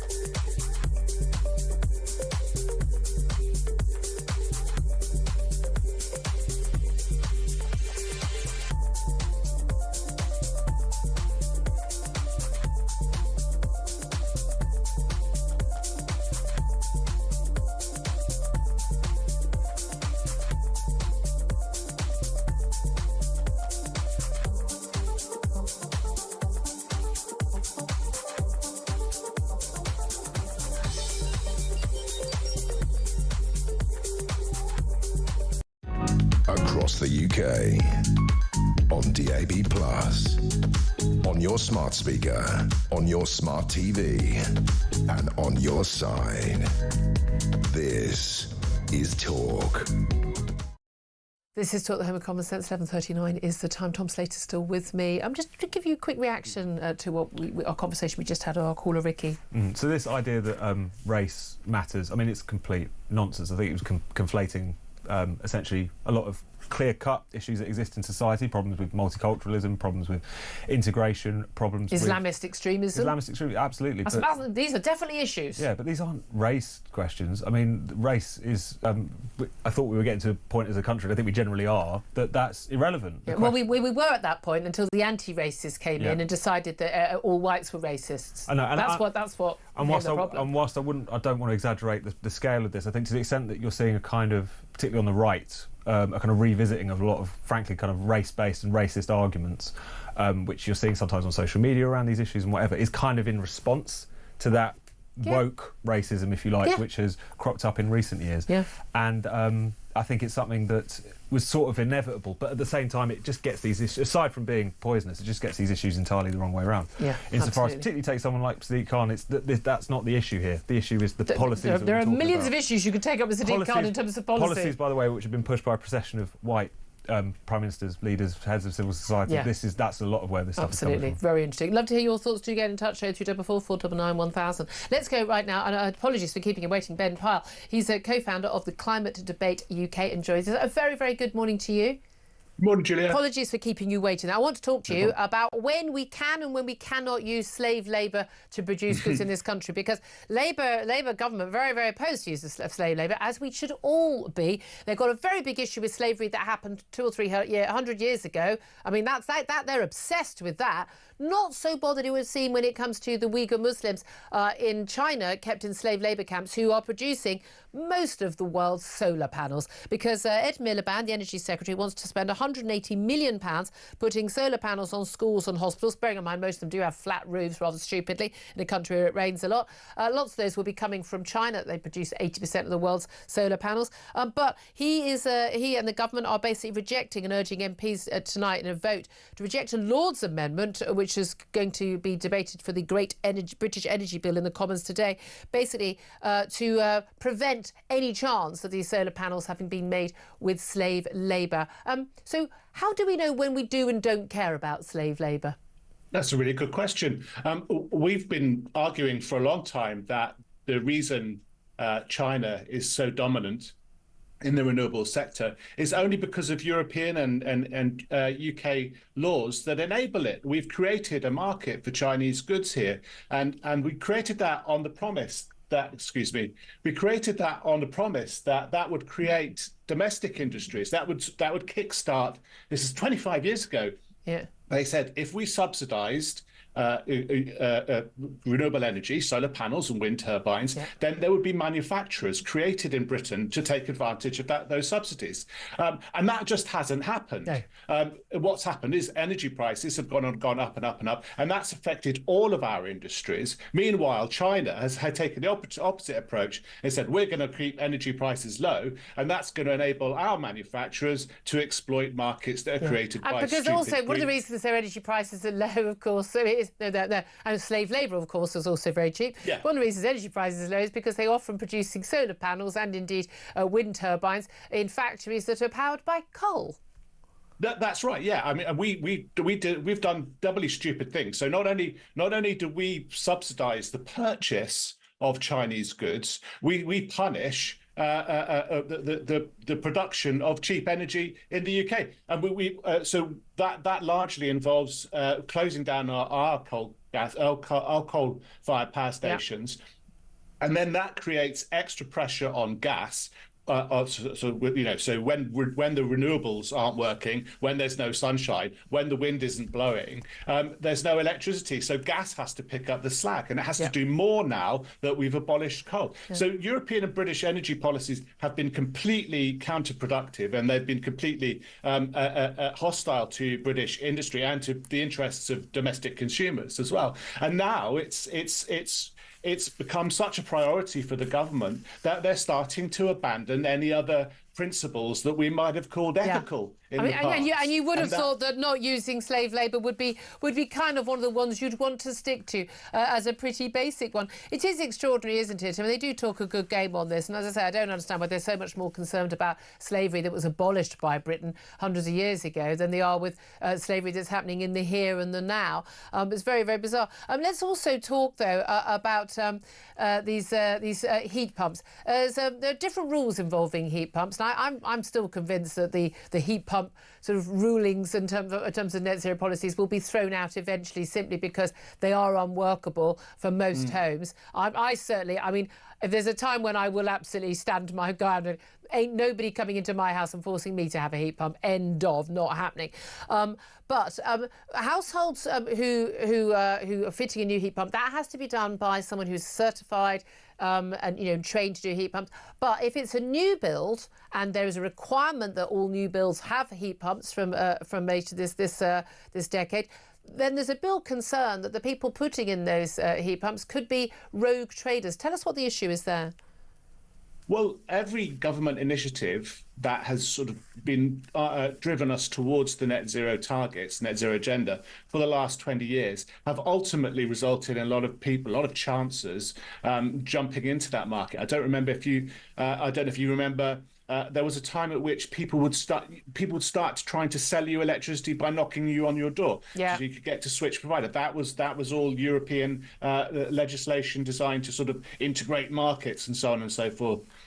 And then there were the boiler upgrade scams. You'd get called endlessly, and the same for solar panels. You get unscrupulous traders who sort of cash in on the government's desire to sort of accelerate one particular sector, and that's going to be true of the heat pump system, as well as as home insulation. All of these things, all of these attempts that the government have made to try and persuade the public to sort of insulate their home, increase their energy efficiency, they've just fallen flat on their face, because most of the public don't actually believe any of these claims, and well, most quite households rightly, because are better at doing the math. Yeah, a lot of it's absolutely nonsense, and there've been lots of engineers planning to do it with the idea there'll be a ban on gas boilers in a few years' time. Not going to happen. It's just not going to happen. It's the same as the China. They're relaxing the ethics on dealing with China, and then they relax the rules that traders are subject to and technicians are subject to. Everything gets put second to the net zero agenda. Yeah, but basically, carry on pretending it's all going to happen. But it's actually most houses in Britain are totally unsuitable for this, because it works fine if your houses in Norway routinely have these heat pumps, but they're built with incredible insulation because, of course, they get to very, very freezing temperatures every single year. We don't have that. Our houses are not built to the same standard. It simply won't work for most people. It involves an incredible amount of, it's not just sort of, I'll take my gas boiler out, clunk, put a new boiler in. It's a completely different technology. It involves changing pretty much everything in your home. You're looking at tens of thousands of pounds. Most people simply don't have that money. They're not going to be eligible for these grants. They're not going to do it. The market for second-hand dodgy boilers is going to be huge, and I'll be happily in the queue to get one of those. That's right. I think no government, in fact, not just this current one, no government has explained to the public how much it's going to cost. But we have got experimental data, which doesn't get published very often, that shows to sort of bring a very modest house, like a local authority 2 up, 2 down, or a former local authority 2 up, 2 down, it's going to cost in the order of £60,000 to make it sort of net zero compliant, and only save about £300 or £400 a year in electricity, and that's without even a heat pump. So add another 10, 15 grand onto that. The whole thing, Ben, is absolute madness. You've been writing about this for years. You've been fantastic on this, and I mean, we know that. You know that. The public, I think, now know it. I think now the Tories are getting on board, along with Reform UK, been there a long time, anti-net zero. I just don't think it survives the decade. I really don't. Ben Parr, co-founder of Climate Debate UK. Quick word from Tom Slater on this. I think you're absolutely right. I think the public have started to notice this, and therefore it's only a matter of time before politicians have to take notice. And it's happened with the EV cars. Don't want to buy them. Absolutely. They don't want to buy them, so they don't buy them. And there's every time that these policies collide with the public, when they realise what the actual cost of it going to be, not just for them but for society, that's when you start to see things reined in. And we're in the process of doing that. Slowly, they'll do it at first, but eventually it will get. It's almost like voters know what they're doing, isn't it? Funny that. There we are. 11:48 is the time. I'm going to take a quick break. We're going to be talking about the latest Channel migrant figures. I know you're going to be so surprised to find out they haven't gone down. They've gone up instead. I know. And that was after Rishi Sunak stopped the boats. And, of course, as you'll know, Keir Starmer smashed the gangs. Funny that doesn't work, though, isn't it? That's up next. This is Talk.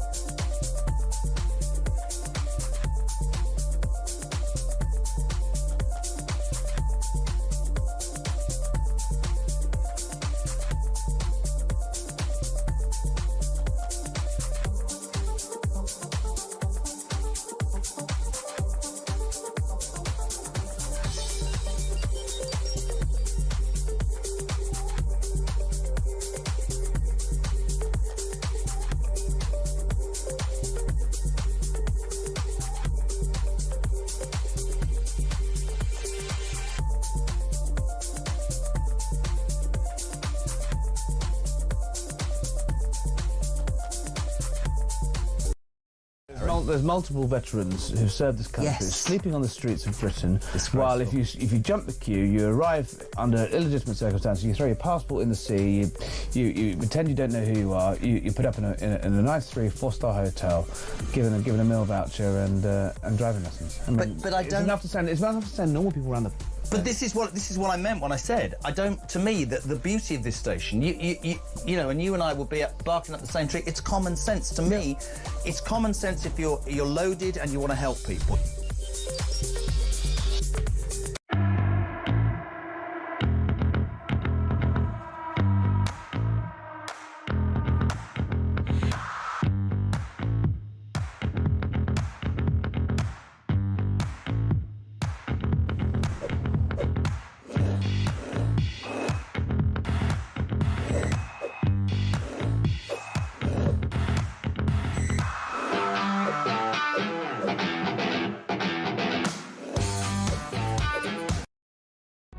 Across the UK, on DAB+, on your smart speaker, on your smart TV, and on your side.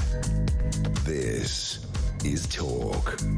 This is Talk, the home of common sense, with me, Julia Hartley-Brewer. 11:52 is the time. I'm delighted to say that Tony Smith has joined us. He's the former head of the UK Border Force.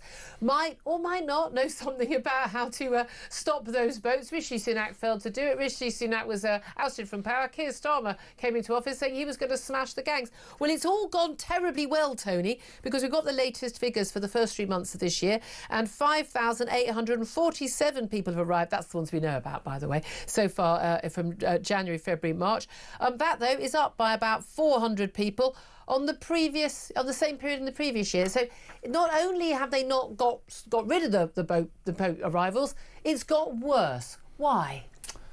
Well, because we're not sending anybody back, Julia. We weren't doing that anyway. Well, no, we weren't, but we did with Albania. That was the one example I would point to where we did actually send quite a lot of Albanians back. Look at the figures over the last 4 years. We had that peak in 2022. There was a drop, and everyone's saying, "Oh, we've cracked this." Well, we did for Albanians. You won't see them coming on the boats anymore because we did a deal with Albania, and they did take them back. You arrive. You're on a plane home. You go straight back. We had to get an agreement in place with Albania, which we did, and we had a return. So I'm not saying Albanians aren't coming anymore, but they're not on the boats anymore. They're the ones that are probably slipping through, the ones you said, we don't know about them. But they're not claiming the asylum. They're not going to that route. So you have to extend Can't do a deal with Syria, with Afghanistan, with Iraq on the same basis and ship people home because the lawyers won't let you. No, the lawyers won't let you. That's why I was a fan of the Rwanda plan, because actually the lawyers wouldn't let us do that either. In the end, the Rwanda plan was on such a small scale. You were seeing that as a stepping stone to a mass everyone is processed abroad. Exactly. You have to tell people they're not going to get to stay in this country, and that message needs to go to Calais and upstream. As soon as they know they're going to be allowed to stay here, they're going to keep coming. Wait a minute. What about all the drones in the Channel? More police have helped. Let's just fund the entire French police force. Why don't we? What about tackling using all terrorist laws against the organised criminal gangs who are putting people onto those boats? Stopping the production of these large boats that apparently can, but not really, carry 50 people across. What about all of those measures which various governments have tried? All helpful, but we were already doing that, Julia. We already had the National Crime Agency. Now we've got the Border Security Command. There's some good people working in there, working really hard. But if it's got a different name, then it must be better. No, but I mean, it's a really difficult job when you're working upstream. Try and work with France, or seen that with the French police upstream. We still have to get them to arrest people. When you say upstream, what do you mean? Further back up to Italy, onto the external borders, back into the Middle East. There's a whole chain of smuggling. Back into the countries where the smuggling starts. Kurdistan. This is where the smuggling gangs operate from. It's an international network, and you can. These powers are extraterritorial. I mean, so they are exercisable, but you need the law enforcement agencies in those countries. But you're not going to enforce the law in those countries because some of those countries are completely corrupt. The officials are really in on it. You get rid of. I've always said, you get some bloke who's putting people onto boats on the beach in Calais, or even the man behind it all, Mr. Organised top criminal, top dog. You get rid of him or her. It's nearly all him. the next person pops up because there's so much money in it. Exactly. It's all about the money. It's all about the profits, and that's why you've got to break the business model. So it's not worth it for people to spend this money coming here because they don't get to stay, they don't get put in a hotel, they don't get asylum, they get sent straight back, and that's what we've got to do. We need a deterrent. But isn't the removals issue, deterrent. why are we still part of the European Convention on Human Rights? But again, even with our own Human Rights Act here, and again, all those conventions, they were brought into the British law already. By the way, a lot of those ideas came from our law anyway. That's why we've had such a big role in it. While we've still got that, we aren't realistically going to be able to send people back. And even if we can send people back, it'll spend years challenging this. And in that time, we are not able to keep those people locked up all those years. Can't keep tens and tens of thousands of people locked up. We haven't got space for our own prisoners. At which point, the human rights lawyers will say, well, they'll have to be free on the streets, and we'll have to support them, put them in hotels, put them in flats, which is what we've been doing. So what's the answer to that? Well, we do need to do something about judicial overreach now. So the bill's going through Parliament now. The opposition have put forward some amendments to disapply the human rights. That's for immigration and asylum cases. Labour got a majority. Well, of course, they're not going to do that. But that's the sort of thing that needs to happen, because some of these judicial cases we're seeing, judicial overreach. Yes, but is it a problem with the law or with the convention, or is it actually a problem with the judges? Because some of the interpretations of Article 8, particularly the right to family and private life under the European Convention, I think are being outrageously, not just overinterpreted, misinterpreted. I would like to see an investigation into the judges that are at the first tier tribunal now to find out how they're appointed and are they politically impartial. Well, they're definitely not, because we know you cannot get to a high level in the... I've got a friend who's a judge. You can't get into a high level of the judiciary unless you basically spout all the woke nonsense, and that will include, obviously, pretty much an open border policy. Right, so isn't the judiciary supposed to be independent? Well, God bless you for that. Politically independent. And if it's not, what are we doing about that?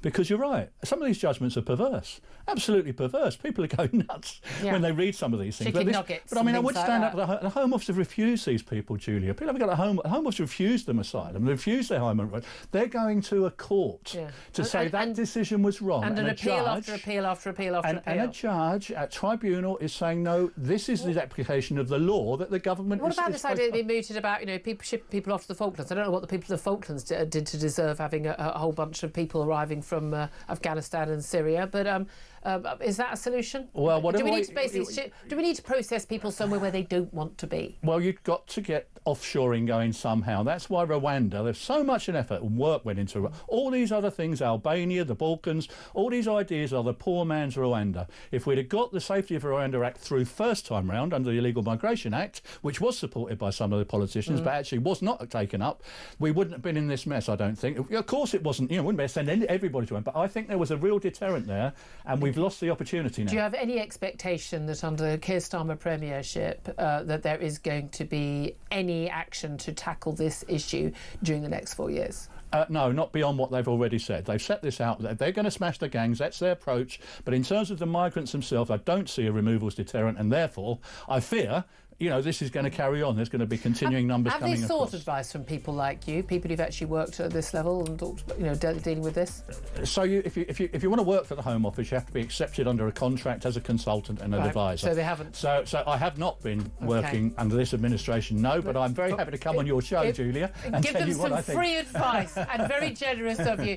Tony Smith, former head of the UK Border Force. Thank you so much for coming in. Always such wise words. Why don't they listen to him? I'd love to hear your thoughts on that. This is Talk, the home of common sense.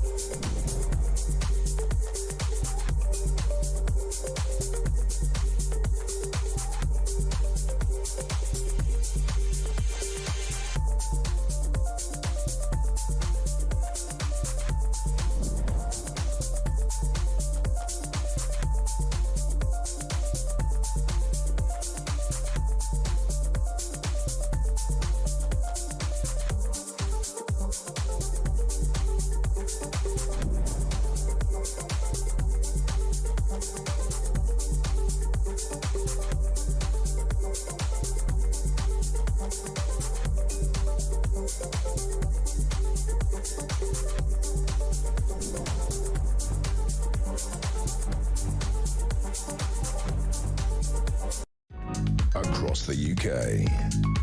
On DAB+, on your smart speaker, on your smart TV, and on your side. This is Talk.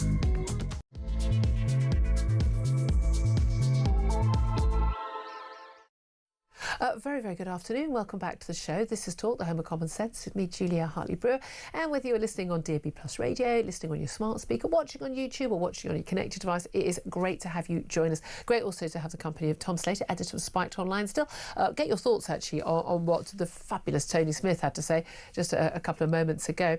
But coming up in this hour, we're going to talk more about the White House, confirming that a journalist was accidentally added to a secret group chat about classified military strikes on Houthi rebels in Yemen. In the chat, Defence Secretary Pete Hegseth complains about pathetic European freeloading. Should we still be sharing intelligence with the Americans? Can we trust them? Plus, Labour will be turning a blind eye to slavery if it blocks a bid to ban ministers from buying solar panels for schools and hospitals, which may very likely, all likelihood, be made with forced labour in China. That's what MPs warned last night ahead of that vote today. Plus, parents have attacked a CBeebies show on the BBC, aimed at children, of course, for featuring a gender-neutral raccoon. Of course it has a gender-neutral raccoon. Why would children's programming not have a gender-neutral raccoon as a character? They've claimed that the theme is inappropriate and confusing for children who are at an age where they're still learning how to speak and sit upright and hold a pencil, for goodness sake. Plus, Megan Sussex, as she prefers to be known, has been accused of exploiting her two young children as part of her latest money-making venture. And according to the editor of Vanity Fair, the Duchess of Sussex is slightly adrift on the facts and reality. I would only query the word slightly in that. We're going to talk about all of that, plenty more coming up. I do love that we do have a combination of the nonsense around Meghan and the small matter of military intelligence and wars in terms of that White House WhatsApp, a group on a social media site of Signal. But Tom Slater, before we go to our next guest, talk about a lot of the stuff we're talking about at home, I do want to talk to you just briefly about what Tony Smith had to say about those migrant numbers. The illegal migrant numbers have gone up, and you compare different months because the weather is so different in January as it is from July. But when you look at the first 3 months of this year, the first 3 months of last year, we've had 400 more people turn up this time than last time round. That tells you things are not getting better, they're getting worse. Now, for how long can Labour say, well, you know, we're still working on it? It's just not going to wash, I think, especially because whether this is right or wrong, because this issue has been going on for so long now, because people have seen these scenes repeated time and time again of people showing up, again, unaccounted for on the south coast of England or elsewhere.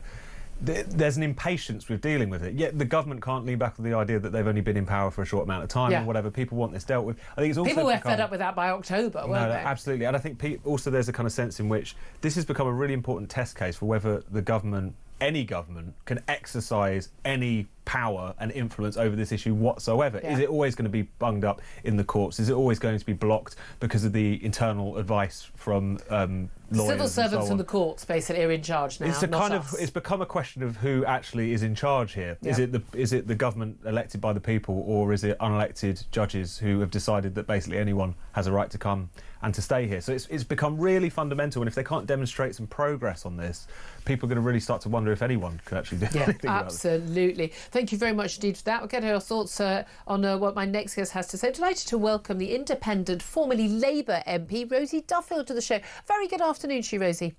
Hello, Julia. Thank you. How are you? Well, very well indeed. Lovely to talk to you. There's quite a lot of news stories that have come on actually since we invited you on, which I wanted to ask you about, including World Athletics, how they will decide whether an athlete can or cannot compete in the women's competitions. But first of all, let's just talk about what's going on in British politics right now. We've got the spring statement tomorrow, and Rachel Reeves. It's not an emergency budget. Oh no, it's definitely a spring statement. She's been boxed in quite a lot by not just world events, what's been going on with Donald Trump and Ukraine and other issues, but of course also by her own budget last October. She hasn't got much room for manoeuvre. If you were advising Rachel Reeves, if you were in her position as Chancellor, what would you be doing? Nobody would want me to be Chancellor, Julia, because my grasp of economics is not that great. I mean, I would think, to be fair, that would be great qualification for the job, because that appears to be the same situation we're in with Rachel Reeves. Oh gosh. Look, I think the thing is, if you are the Labour Party, people expect you to be the Labour Party. And yes, we know that this election was a bit strange. It was more about change and getting rid of the already established 14 years of Tories. But you would expect that quite a lot of people wanted a Labour government. And this is not remotely a Labour government. All the things that they're doing and saying are just sort of Tory-light, but going wrong. And I don't know anyone that thinks it's all okay. This is a weird thing because so many people on sort of centre-right of this country were spent their last 14 years complaining that they were, particularly the last 5 years, that they voted for a Tory government and they'd somehow got a Labour-light government. And now we've got Labour people, in your heart and soul, you're a Labour an MP, Labour supporter, complaining that you've got a Tory-like government. I mean, when people talk about the uni party, it doesn't matter who you vote for, the two main parties, you get the same policies. They're right, aren't they? Yes, and that's what's wrong with politics, I think. In 2017, for all of the ills of Jeremy Corbyn and everything that went wrong, we had, as Labour, a very red manifesto. The Tories had a typically blue manifesto. People made a very clear choice. And Labour, actually, we came within 12 of the Tory majority. I know, it was terrifying. I'm not sure. I'm sorry about that. But I think the thing is that nobody now knows who stands for what. Where are all our traditional party values? And people, I think, are in flux with all of that and just looking at the same old. And what's the point in that? Keir Starmer's one-word slogan was change. Doesn't seem to be a lot of that. Yes, well, and also change to what, people wondered. I mean, when it comes to, for instance, I would have thought, one of the things that Labour should stand for, and indeed, frankly, every political party in this country stand for, is being against slavery, forced labour. Labour seem to be absolutely obsessed with the slavery that Britain helped to abolish a few hundred years ago, the transatlantic slave trade, at great expense to our nation and to taxpayers even until about 10 years ago. And yet, it would appear today in a vote in the House of Commons that's going to be whipped to basically, of course, Labour MPs to vote against a move. The Lords have tabled an amendment to the Great British Energy Bill where basically wanted to make it virtually much harder, almost impossible, for solar panels to be purchased by the government for schools and hospitals under a plan from the Energy Secretary Ed Miliband to be purchased from possibly slave labour producers. Now, given that most solar panels in this country in the world are produced by China, and most of the stuff we import is from China in terms of the eco stuff, and 40% of China's production is in the Xinjiang province, where slave labour by Uyghur Muslims is pretty much the main producer of this stuff. Since when is it that your old party, the Labour Party, cares so much about abolished slavery 200 years ago, but doesn't care about actual slavery happening right now to real people alive in this day? It is quite mind-blowing, isn't it? And I think that is part of Labour's problems. They've got this huge, very well-paid comms team in number 10. But surely this isn't beyond the wit of most people to get the comms right. And, I mean, Theresa May was very famously pushing forward the sort of anti-modern slavery agenda when she was the leader and when she was in the Home Office. I can't believe that the Labour Party thinks it's okay. For a start, why aren't we manufacturing these things in Britain? And why are we helping towards the slave trade in all? It must be, in, like you said, in all other ways, not just these solar panels. It does seem quite bizarre. I mean, it's more than bizarre. It's obscene, isn't it? Putting virtue signalling over putting solar panels on a primary school over someone literally being a slave. It is mad. The whole thing is mad. Either let's source them somewhere else, let's make them in Britain, which is what we're supposed to be all about. We can't make them in Britain because of net zero policies. We want to buy them for Britain because of net zero policies. We can't afford to make them because net zero policies mean that we don't have cheap and abundant energy. Well, that's just all bonkers, isn't it, frankly? I mean, the messaging is bonkers. People like me have been pointing this out for some years.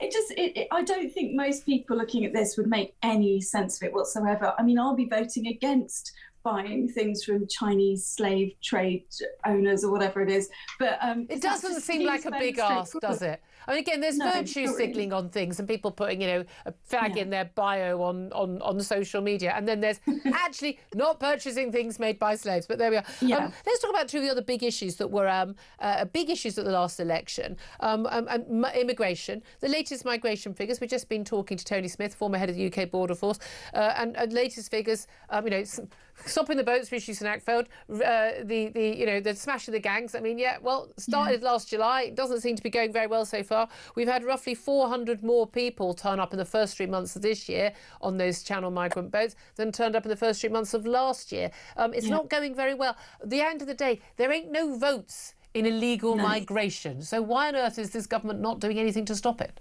Good question, and a question that I was asked by the taxi driver who drove me into work this morning. And he was saying, you know, the majority of people he speaks to in his taxi, and taxi drivers are a great weather vane, I think you'll agree, of all the sort of basic political, where most people are actually.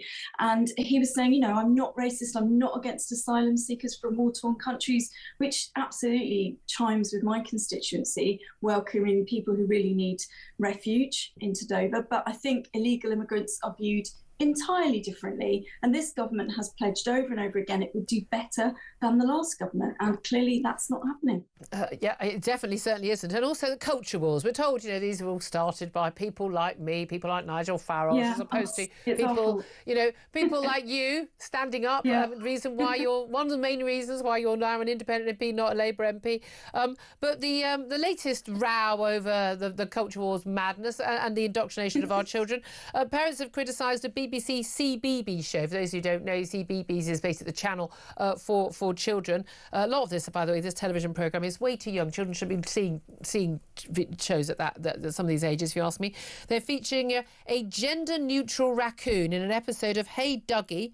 Apparently it's an award-winning show. It's aimed at 5-year-olds, and a raccoon called Wren and their siblings are introduced. Gender-neutral language being used, apparently. Apparently, though, a lot of the kids are getting very confused. Parents are confused because, of course, these children are still learning, you know, grammar and the like, and they're using gender-neutral language because they want to introduce these concepts to children at the age of 5. Now, it's bad enough what I've been seeing happening in secondary schools in recent years. The pride obsession with pride, but again, it's always about trans. It barely even mentions gay people now. It's all about trans.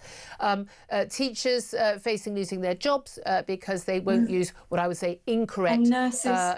Nurses as well. But particularly what's going on with kids. As I mentioned on the show yesterday, I've got a friend who's got a kid at nursery. So, you know, a 3-year-old at nursery, and they're having Pride Days at nursery.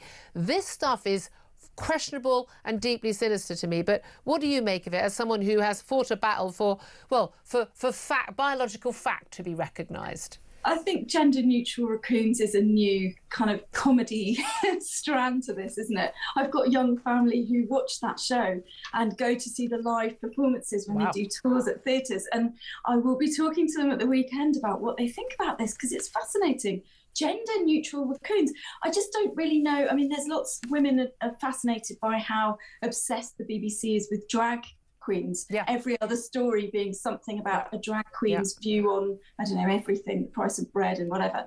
But I think this is just, it's social politics. So there is a point of view, and you are, you know, is the BBC supposed to be neutral? Why is it choosing to go down this particular path? Are they going to have under fives programmes on suffragettes, and why women are so vexed at this kind of thing? But I mean, gender-neutral raccoons is it's just ridiculous. And this is the thing, though, because it is political and it is a political ideology, and we are seeing people, and I interview people most weeks on this show, people, you know, who are faced losing their jobs, are disciplined. We were speaking to the people acting for the nurse who's being, you know, she's being disciplined at our hospital simply referring to a trans patient who, by the way, was a convicted paedophile who posed as a girl to get boys to send indecent images to him, insisting that it was wrong for her to refer to him as Mr. and he. Yeah, his rights are more important than hers as a woman working in a place where actually she's probably quite vulnerable. And he's immediately using racist language towards her, being aggressive and hostile. And she's just,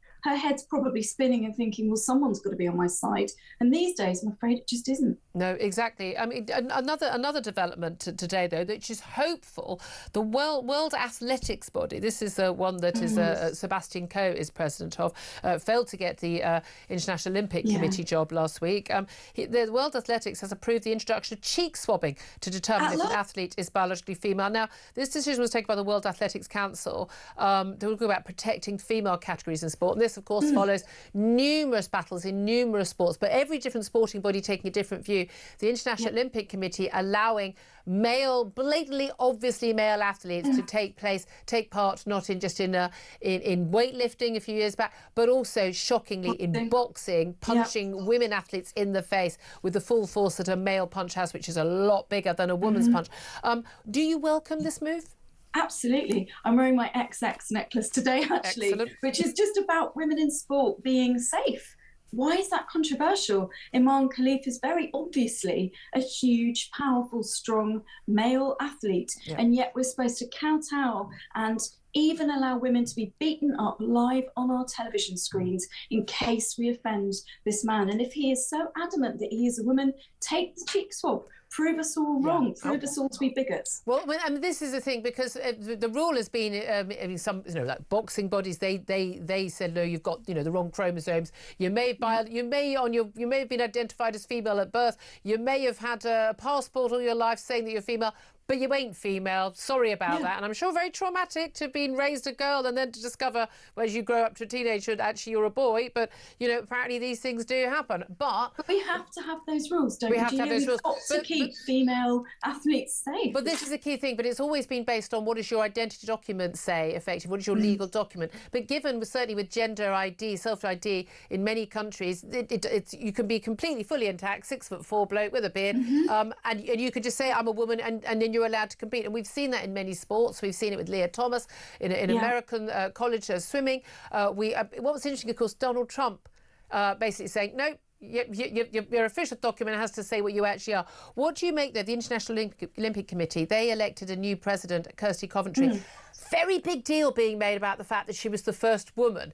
Apparently, her being a woman is really, really important and significant if she's going to be on the International Olympic Committee presidency role, but less so when it comes to actually protecting the female category in sport, because she, after her election, said, when asked about whether there should be a return to sex testing, she said that this was something she thought was a bad idea.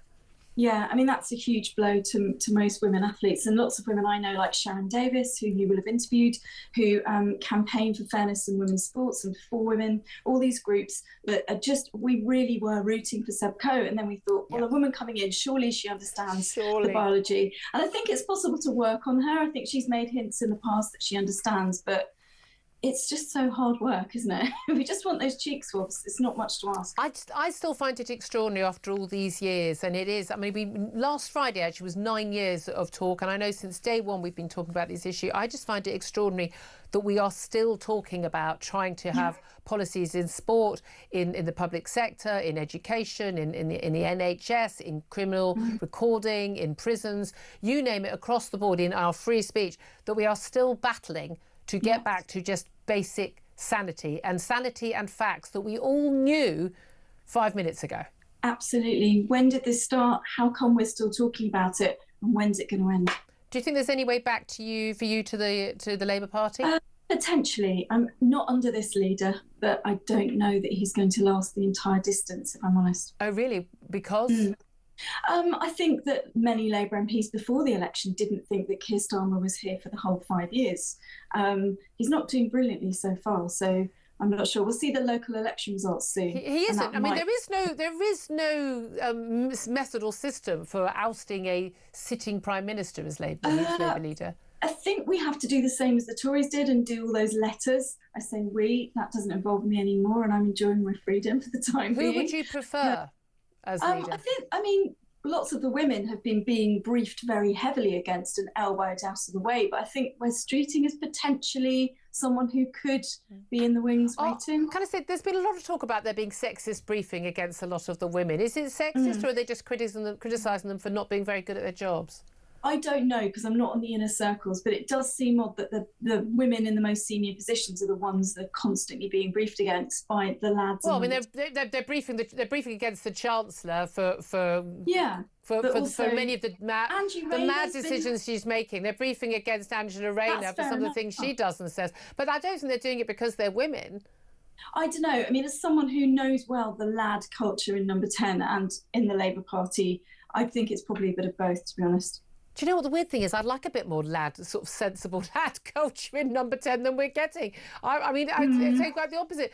But are we in danger of a situation where anyone who criticises a woman, it must be misogynistic? Yeah, I mean, it doesn't seem to work that way when Keir Starmer is calling Kemi, is saying to Kemi Badenoch that she's carping from the sidelines, which seems like quite a sexist thing. He doesn't say. Why is that sexist? David. Well, it just sounds like fishwife. Carping. She's the leader of the opposition. Carping is a well-known phrase. You could refer to a man doing that. He doesn't, does he? Keir Starmer doesn't do that. There isn't a man who's Tory leader right now. He doesn't speak to Ed Davey like that. Or, you know, the guy from the SNP, he doesn't. He does speak to Kemi Badenoch. She's in a very senior position. I think it comes across as at least very patronising, actually. Okay. I mean, I think what's most patronising is he thinks that 0.1% of us have penises. But there we are. Well, that's true. I don't know if he still thinks that. Apparently. I mean, I'd love it any time, Keir Starmer, come on the show and tell me about it. Rosie Duffield, absolute pleasure to chat to you. We covered a lot of ground there. Former Labour MP, now an independent MP. Tom Slater, thank you still for being here, listening to all of that. And this is the thing. I don't think you can be an MP and speak your mind freely anymore. I think you're better off being an independent MP. You can kind of say what you want to say and say the facts. Rosie Duffield has been treated appallingly by people in senior echelons of Labour. But what did you make of just everything she had to say, really? No, it's a reminder, isn't it, that the Labour Party supposedly committed to women's rights. She was run out of that party for standing up for women's rights. It's as simple as that. Sanity. It was being dressed up as transphobia and all the rest of it. Complete and utter nonsense. And a Labour Party that cannot have someone like Rosie Duffield in it purely for those reasons is not one that is in rude health. So it was always it's one of those things where it'd be interesting to see this play out where the gender issue is concerned. Because on the surface... it's not the biggest issue. It's not the biggest issue. But at the same time, for people who are concerned about that, they are saying the right things. Reviews come up. West Street says we'll listen to them. The CAS review said that's going to maintain the recommendations. We're going to keep them in place. But is this going to creep back? Because West Streeting aside, most people are either signed up to this or just don't want to touch it with a 10-foot pole. Yeah. So how that plays out over the next few years... There hasn't been much bravery on this, has there? Yeah, it's fascinating. Your thoughts on everything we've been talking about are always very, very welcome. Do get in touch with us. 0344 499 1000. Particularly would like to hear from you. We haven't even got to that in this half hour about Britain, whether or not Britain should limit our military intelligence sharing with the US after Trump's cabinet leaked a group chat about classified military strikes to journalists. Give us a call, 0344 499 1000. Text the word talk in your message to 87222. Get in touch on X as well. Calls are charged at the national rate. Text costs £1, standard network rate message. This is Talk. We are the home of common sense.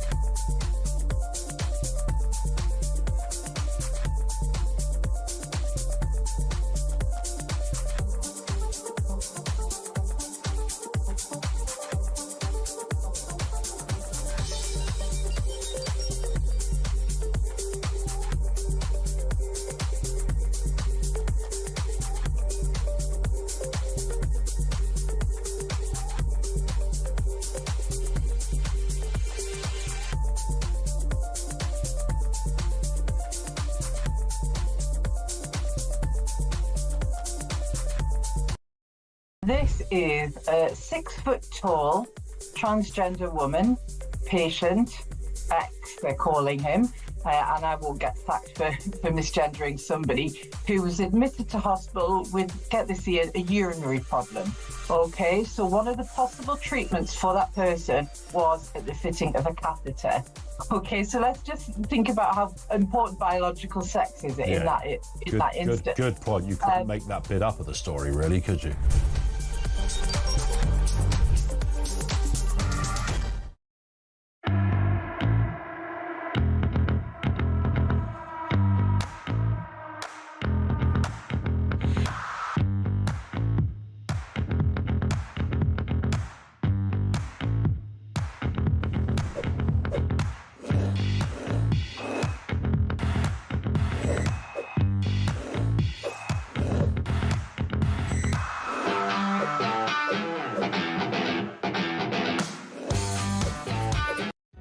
Across the UK, on DAB+, on your smart speaker, on your smart TV, and on your side. This is Talk. Very, very good afternoon to you. This is Talk, the Home of Common Sense. Thank you very much for joining me. Tom Slater's still with me. Just been talking about this announcement from World Athletics about basically doing cheek swabs to establish basically whether someone is physically male or female, to decide which category of sport they're allowed to take part in. The International Olympic Committee hasn't confirmed they want to do that. In fact, the new president, though being a woman herself, thinks that would be a bad idea. But let's see if that does actually happen. I'd love to hear your thoughts on that. 0344 499 1000. Certainly welcomed by Rosie Duffield, former Labour, now an independent MP. And Georgina is on the line. And Georgina, you wanted to talk about this as well. Very good morning to you. Afternoon, sorry, to you. Good afternoon, my darling. You look wonderful as ever. I just want to say it's a sorry day when common sense is an uncommon thing. I mean, this is a man, okay? He can have all the operations, he can wear the best foundation, he can have his hair done, but DNA-wise, he is still a man. I mean, if you gave him our contractions in childbirth on the TENS machine, I'm quite sure he'd change his mind about being a woman or giving... I know. I had loads of drugs. I was absolutely fine. But the point is, actually, most of the athletes, trans athletes and other athletes claiming to be female when they're not, they don't actually have any... They haven't had surgery. They haven't taken any hormones. They haven't done anything of the sort. Well, there you go. They are a man, and they are up against our girls who have trained so hard to get where they are. I mean, how are we going to make this fair, Julia? Are we going to give our girls steroids to bring them up to the mark of having the strength of a man? Well, that's the reason why Sharon Davies talks about this so much, because she's Olympic medal winning, but not a gold, because no one could win a gold if you weren't one of the Eastern European teams, East German teams, who were just being absolutely, pounded full of steroids, very damaging for their health, but it meant they won every medal going. And that's the difference. And the difference between a man and a woman is way greater than a woman on steroids against a woman not on steroids. Yes, but darling, is there not a word for that? Is that not called cheating? I think that is the word we're looking for. That's the thing. So this has got to be stopped. It is totally unfair. I mean, if these transgender people want to compete, great. Have a transgender competition. No, because a trans competition, they're entitled to compete. They just have to compete in their sex category. A trans competition would just be more men winning medals. There'd be no woman who wins a medal. Yeah, but we don't let them identify as women. Listen, Julia, if you haven't got a cervix and ovaries, I mean, I know our Prime Minister thinks that men can have them, but you cannot, okay? We are made a different way. Women are women, men are men. It's just that simple. It's as simple as that. It's again, the fact that we're still talking about this all these years on absolutely blows my mind. It really, really does. Thank you very much indeed for that, Georgina. Just some breaking news. This interestingly, by the way, ahead of our competition rule for actually getting Oasis tickets, but you'll be able to get them under our competition plus £10,000. But the Competition and Markets Authority, the CMA, they said they are concerned that Ticketmaster's approach to selling Oasis tickets may have misled fans. This is following the controversy over dynamic ticket prices. So we're told what the prices were, but actually when there was massive demand, ticket prices went up. they weren't actually, all at the same, the price at which they were originally advertised. I don't know, Tom Slater, did you attempt to get tickets for Oasis? I didn't know. Not a big Oasis fan. Not a big fan. I mean, I've seen them live anyway myself. So my husband, he got up, whatever the day it was, got up early, sat there, just put it on the computer, sat in the queue, 550 million in the queue, and I think we got to front about 5.5 hours later, and then the tickets were 350 quid each, and they were up in the gods. I mean, we were barely in Wembley Stadium, to be honest with you. We were probably closer sitting at home in North London than we were in the stadium, and we'd spent that's too much. But again, the prices. We weren't looking for £350 tickets. We weren't, maybe you get that in a box. Maybe that's the sort of ticket Rachel Reeves would get. I don't know. or Keir Starmer. Her tickets would be far more expensive. They would cost far more. But maybe if I'm in the front row, I'm thinking 350, but not way back. I mean, literally at the back of the stadium, probably behind a pillar. But so Competition and Markets Authority, basically, there have been a lot of upset about how Ticketmaster sold this. It was really well publicised. Yeah. But actually, the price of the tickets, when you actually got to the front of the queue, was not what you'd been led to believe it was. We do need to tackle this issue, don't we? I think so. Like how you want to tackle that, I suppose, is where the disagreement might be. But this is just sort of grim and exploitative, really. And I think actually a lot of the time the musicians and the artists themselves have more sway in this. Well, than they like say I knew nothing about this.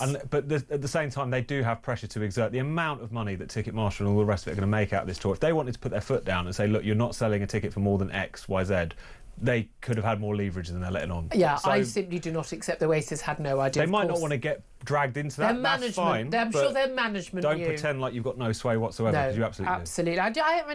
I did have an issue with it. Even like Taylor Swift, and I know loads of people went to her concerts, apparently a great show, everyone had a lovely time. The cost of some of those tickets was off the scale, and if you're a family, mum and dad taking 2 kids, you were looking at huge sums of money. I know it's optional, but still. But it's a big problem in the sense that this is supposed to be like pop music. It's supposed to be accessible. It's supposed to be, kids want to go to these shows, like the Taylor Swift shows or whatever.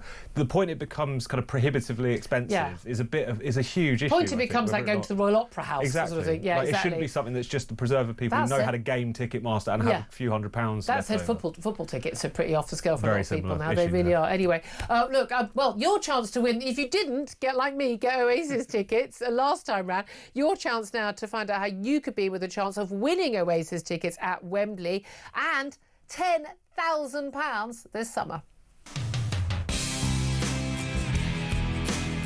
How do you fancy winning tickets to the hottest gig of the century? Here at Talk, we're giving you the chance to bag yourself a pair of tickets to Oasis at Wembley this summer. Plus, we're giving away a whopping 10 grand and putting you up for the weekend in a London hotel. All you need to do is text the word prize to 83338 and you're in the draw. Alternatively, you can enter by post. Once again, all you need to do is text the word prize to 83338 or you can enter by post. Good luck.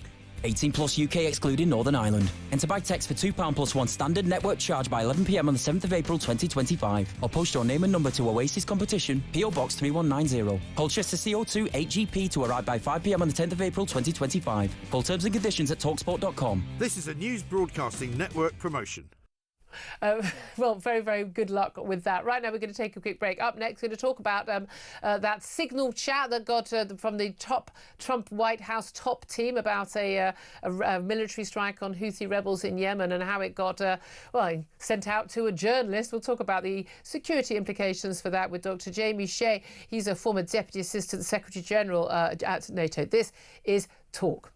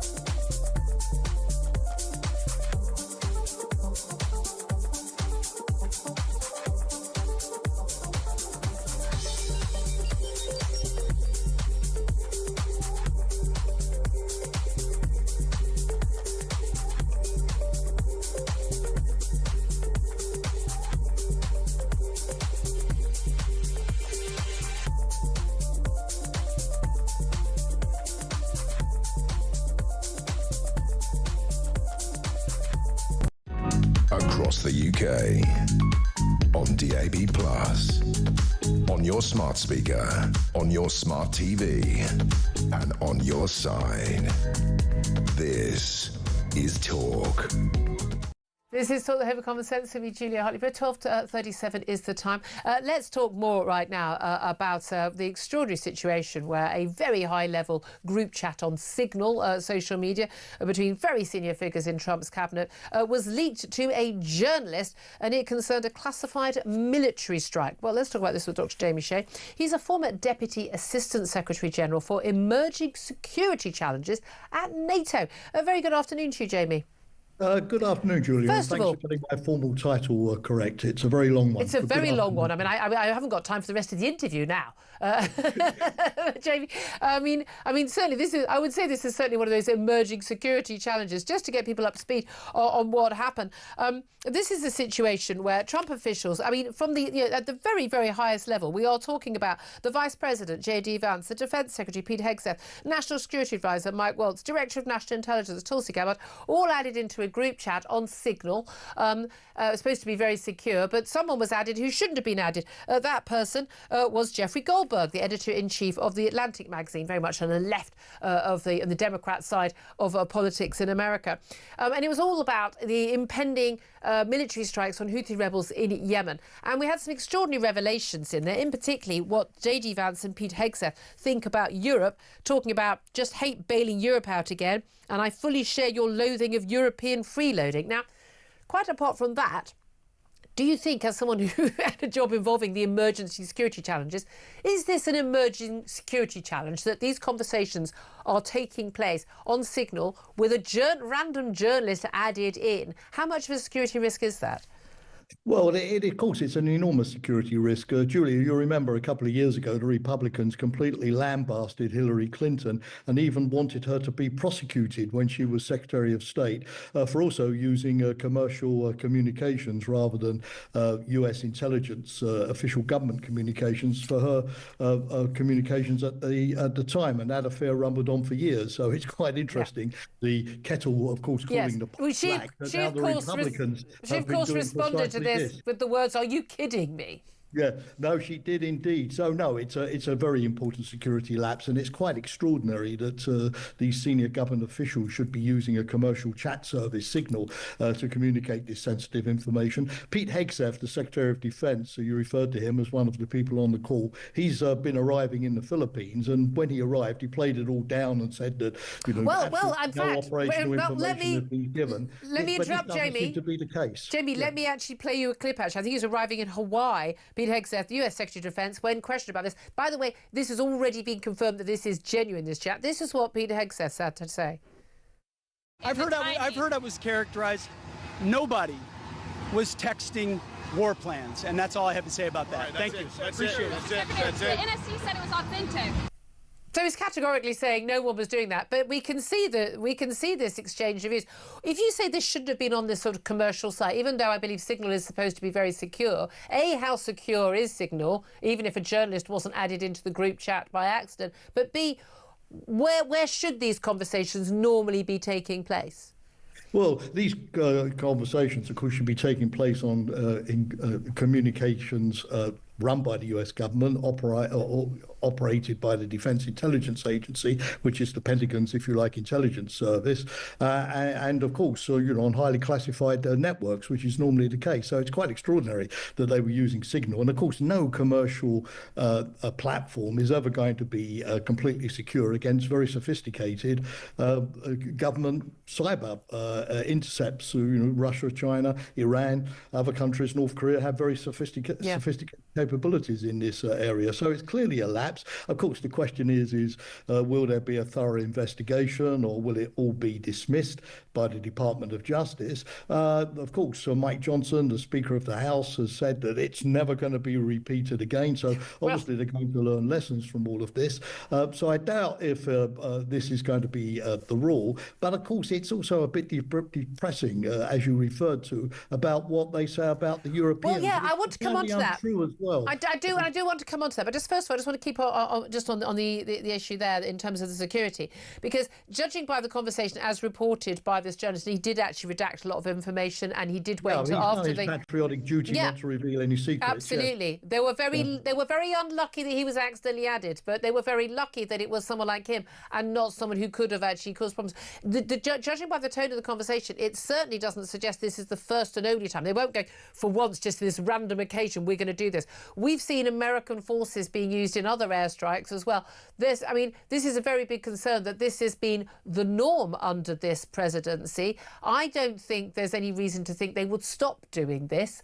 They'll just simply try and make sure they haven't got a journalist in their ranks. How dangerous is that in terms of us sharing our intelligence with them?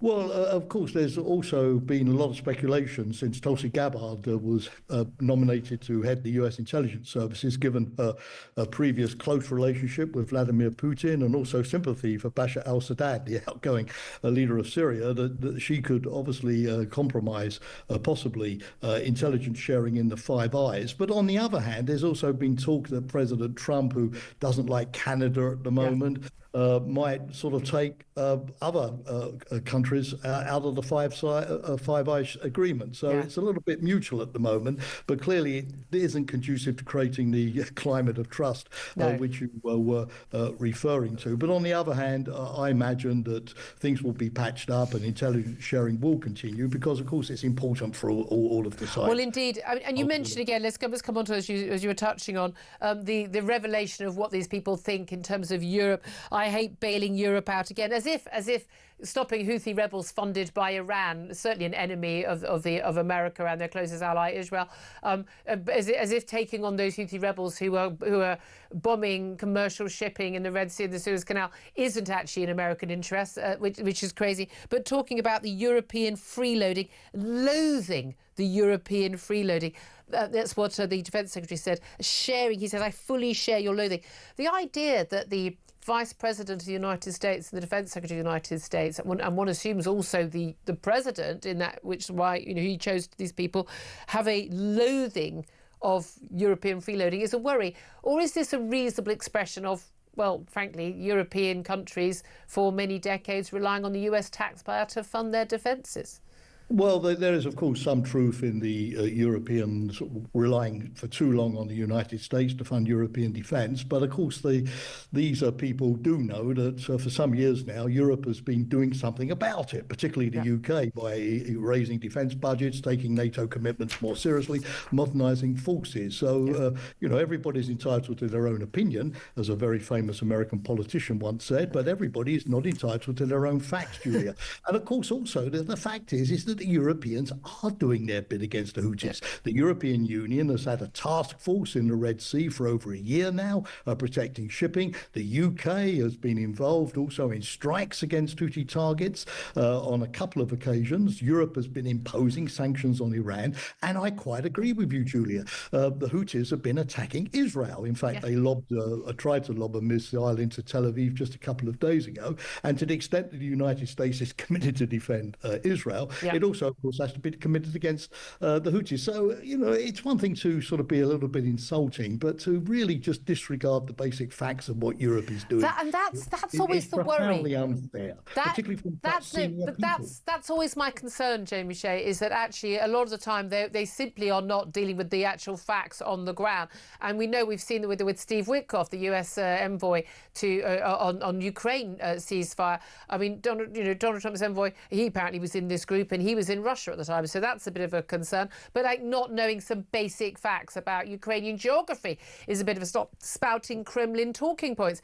Just so you know, there are news reports coming out in the last few moments that the leak of this top secret war plans to the journalist may lead to the dismissal of the National Security Advisor, Mike Waltz. He was the man who actually accidentally put this journalist into that group. Do you think that will be, look, he gets sacked, they all move on? Do you think that's what's going to happen? Well, it's obviously a grave security breach, so it shouldn't simply be swept under the carpet. It could have, of course, been much more damaging, as you mentioned yourself. And, of course, it could have exposed the pilots involved in this operation. whose operation would have been disclosed are to high risk. And of course, the first duty of a government in any military operation is to protect the servicemen and women who carried out the operation. So there should be some sort of responsibility. Not for me to say, of course, how this should be done. The important thing is, of course, to learn the lesson for not repeating that sort of thing. And again, no one at our MOD seems to have ever learnt the lessons to not take classified documents out and leave them on trains or at bus stops. But there we are. We live and learn. Such a pleasure to talk to you, Dr. Jamie Shea there. Thank you very much, formerly at NATO. I won't do the full job title this time. Tom Slater, your thoughts on what Jamie Shea said, because he's echoing a lot of my concerns about, this is actually a massive security risk. No, absolutely. And, at the same time, you can point out that there have been breaches in the past. There were Hillary Clinton's emails. We do, as we say, have a kind of... Every year it seems like there's some big bus stop scandal involving classified documents in this country. But that doesn't mean that we should be uninterested in it here, obviously. And also the way in which they're just be so dishonest about this now, it's just not going to wash. You can't take people for mugs like that. I mean, again, it seems to work for a lot of people on social media, and it's amazing. And again, the number of people who are spouting this view that, they leaked it deliberately. No, it was done in real time. This guy was sitting there watching this in real time. This is an abject nonsense that it didn't happen and it was done deliberately. I mean, again, you were saying to me first, this is actually a form of Trump derangement syndrome. Sort of in reverse, It's in reverse. So it's when someone like me says, I agree with him on X, Y, and Z, but I disagree with him on this thing. I've got Trump derangement syndrome, but somebody who just blindly says everything they do must be a clever move in this game of 4D chess. Utterly delusional. Anyway, more from Tom coming up. Up next, going to talk to the brilliant royal biographer Angela Levin as Meghan Sussex, as she likes to be known. Fair enough, she hasn't used her single name for quite a long time. That she's been accused of exploiting her and Harry's children to promote her new clothes line. I know. Again, one of those things that I'm as shocked as you are about. We'll talk about that up next with Angela. This is Talk Home and Common Sense.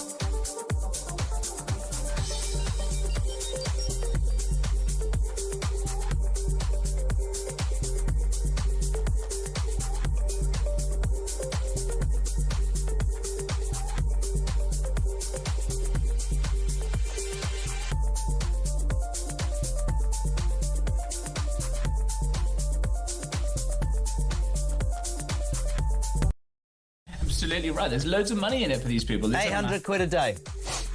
Extraordinary, isn't it? And the problem we've got is that the Prime Minister built his whole career on this kind of stuff. And this is why he's in such a bind. He can't really go against it, not only because he'll stop being invited to fancy lefty-loving dinner parties in Islington and all the rest of it, but that his whole career will be proven to have been built on a load of cobblers. That's the problem, right? Is this ECHR here in the room with us now? You'd have to ask him.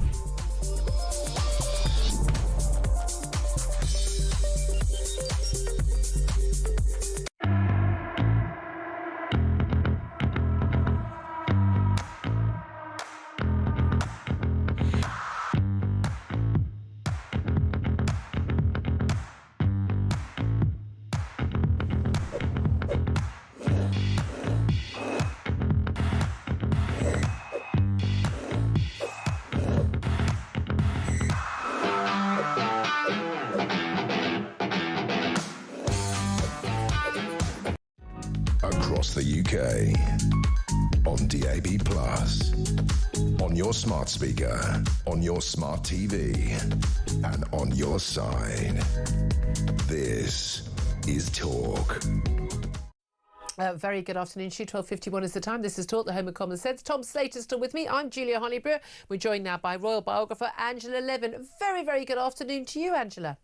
Hello. Thank you for joining us. Lovely to speak to you. It's been a long time now. We're talking about, guess who? Guess who, everybody? Meghan. Yeah, exactly. Meghan Sussex, as she likes to be known. Fair enough. It's her married name, apparently. I'm sure she prefers Duchess. But anyway, she has been accused of exploiting her two young children. This is Archie, aged 5, Lilibet, aged 3. After she posted on her Instagram account pictures of her with the kids. We never see their faces. We mustn't know what they look like. But posted a picture. And then an hour later, launches a new clothing range as part of her As Ever range that she is selling as part of her whole lifestyle brand. This is so blatant and obvious, isn't it? Two kids, everyone. She knows people are going to be looking for photos of her with the kids. She knows perfectly well there'll be a load of traffic going onto her Instagram site from the people who are obsessed with this stuff, and she'll hopefully sell more stuff. It is tacky, isn't it? Well, it's awful. I mean, my feeling is this, that she, with love Meghan, is actually I do what I bloody well like Meghan.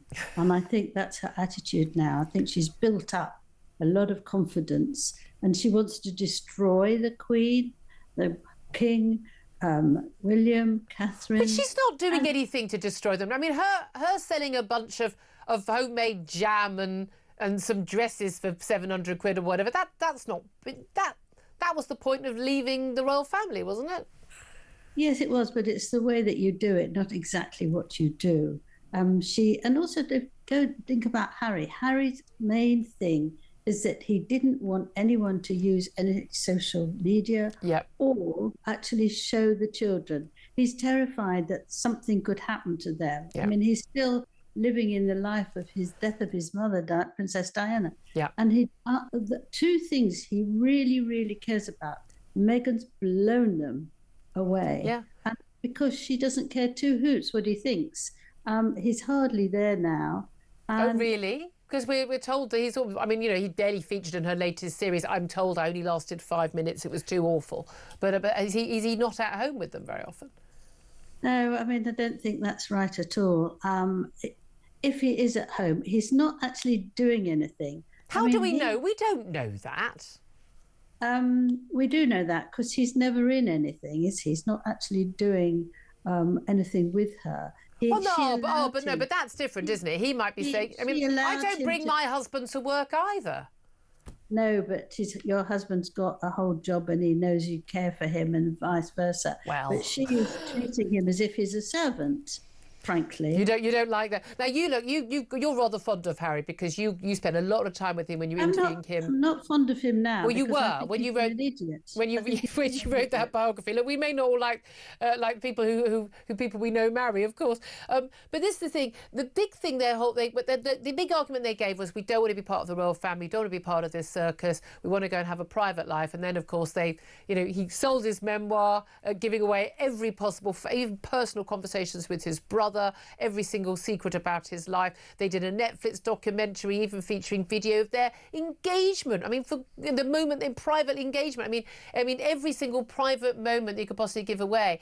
But a lot of people would draw the line at the kids. I mean, I'm amazed by people who just sort of sell their kids on social media. An awful lot of celebs do it. The royals, let's face it, Kate and William, part of the gig is you've got your royal kids. You've got, they're going to be, one of them's going to inherit the throne eventually. They are there for the public to see, but it's all it's done with an agreement with the British media, isn't it? Let me just say, if you see little Archie, he is absolutely clinging on to Meghan. And I thought to myself, that's not the way a child of about 5 would be. I think he's very stressed by this. He's probably been told he mustn't turn round. On the other hand, he wanted to be picked up perhaps rather than his sister. And I just felt it was a very uncomfortable picture. I didn't read into that. I just thought it was just more fakery, which is we're just putting our family picture up. We're giving you a little glimpse, a little bit of titillation. Here are the kids, but you don't get to see them properly game playing, power playing, using the kids, but then saying, oh, but I haven't really used them. But by the way, quite by coincidence, an hour later, I'd like to sell you some clothing at a ridiculous overpriced price. Yeah. I think actually this clothing, she's going to get 10% to 30% of it. And I'm not sure how many people are going to be really keen of letting her have that, who's already a millionaire. I mean, she's very greedy and she's very... well, I don't know. I mean, I often spend £1,068 on a dress and £600 for a pair of shoes and the like. I mean, I don't know. It means huge amounts of things. I have to say, I mean... There's an element where Meghan can't do right for doing wrong, because we'll criticise her if she doesn't do anything, and if she tries to actually, as a private citizen, run a company, run a brand, that we criticise her for that. She wants both, and you can't have that. I mean, the thing is that with this selling, you can sell if you're not cashing in on royal links, but she's actually using her full title, Meghan, Duchess of Sussex. That's the issue. You can't do that. Yeah. Angela Levin, thank you very much indeed, royal biographer Angela Levin. I mean, she is very harsh on those two. Tom Slater, I can't imagine that what Harry and Meghan do crosses your mind from one year to the next. Well, unfortunately, I just make you talk about it, don't I? But anyone in the media is forced to follow the ins and outs of these two quite unlikable characters' lives. But that's what they've inflicted upon us. We didn't ask for this. It was their choice. I would have loved it if they'd gone away and said, we don't need to do the royal family. Absolutely. We're going to go off and live a private life and carry on our own. They had 20 million in the bank. They could have... Genuinely, if you can't live on 20 million, you can't manage your budget. The thing is, you can't join the royal family and not expect to be criticised. You also can't make a big break with the royal family and not expect to be criticised. Yeah. You also can't, if you're trying to make... Especially when you claim they're racist. Absolutely. And if you're trying to make your entire celebrity and businesses about you as a brand, then if people might take against that. And if people, don't like you... I mean, I just can't imagine why that American Riviera brand didn't, whatever, American Riviera Orchard. My British seaside allotment brand didn't take off, but I didn't expect it to. Despite your best efforts. Despite my best efforts. Tom Slater, thank you very much. I love making him talk about royals. Ian Collins, so have you got a lifestyle brand coming? Well, my entire house is full with Riviera Orchard stuff. Do you know, I don't even know what they make. Is it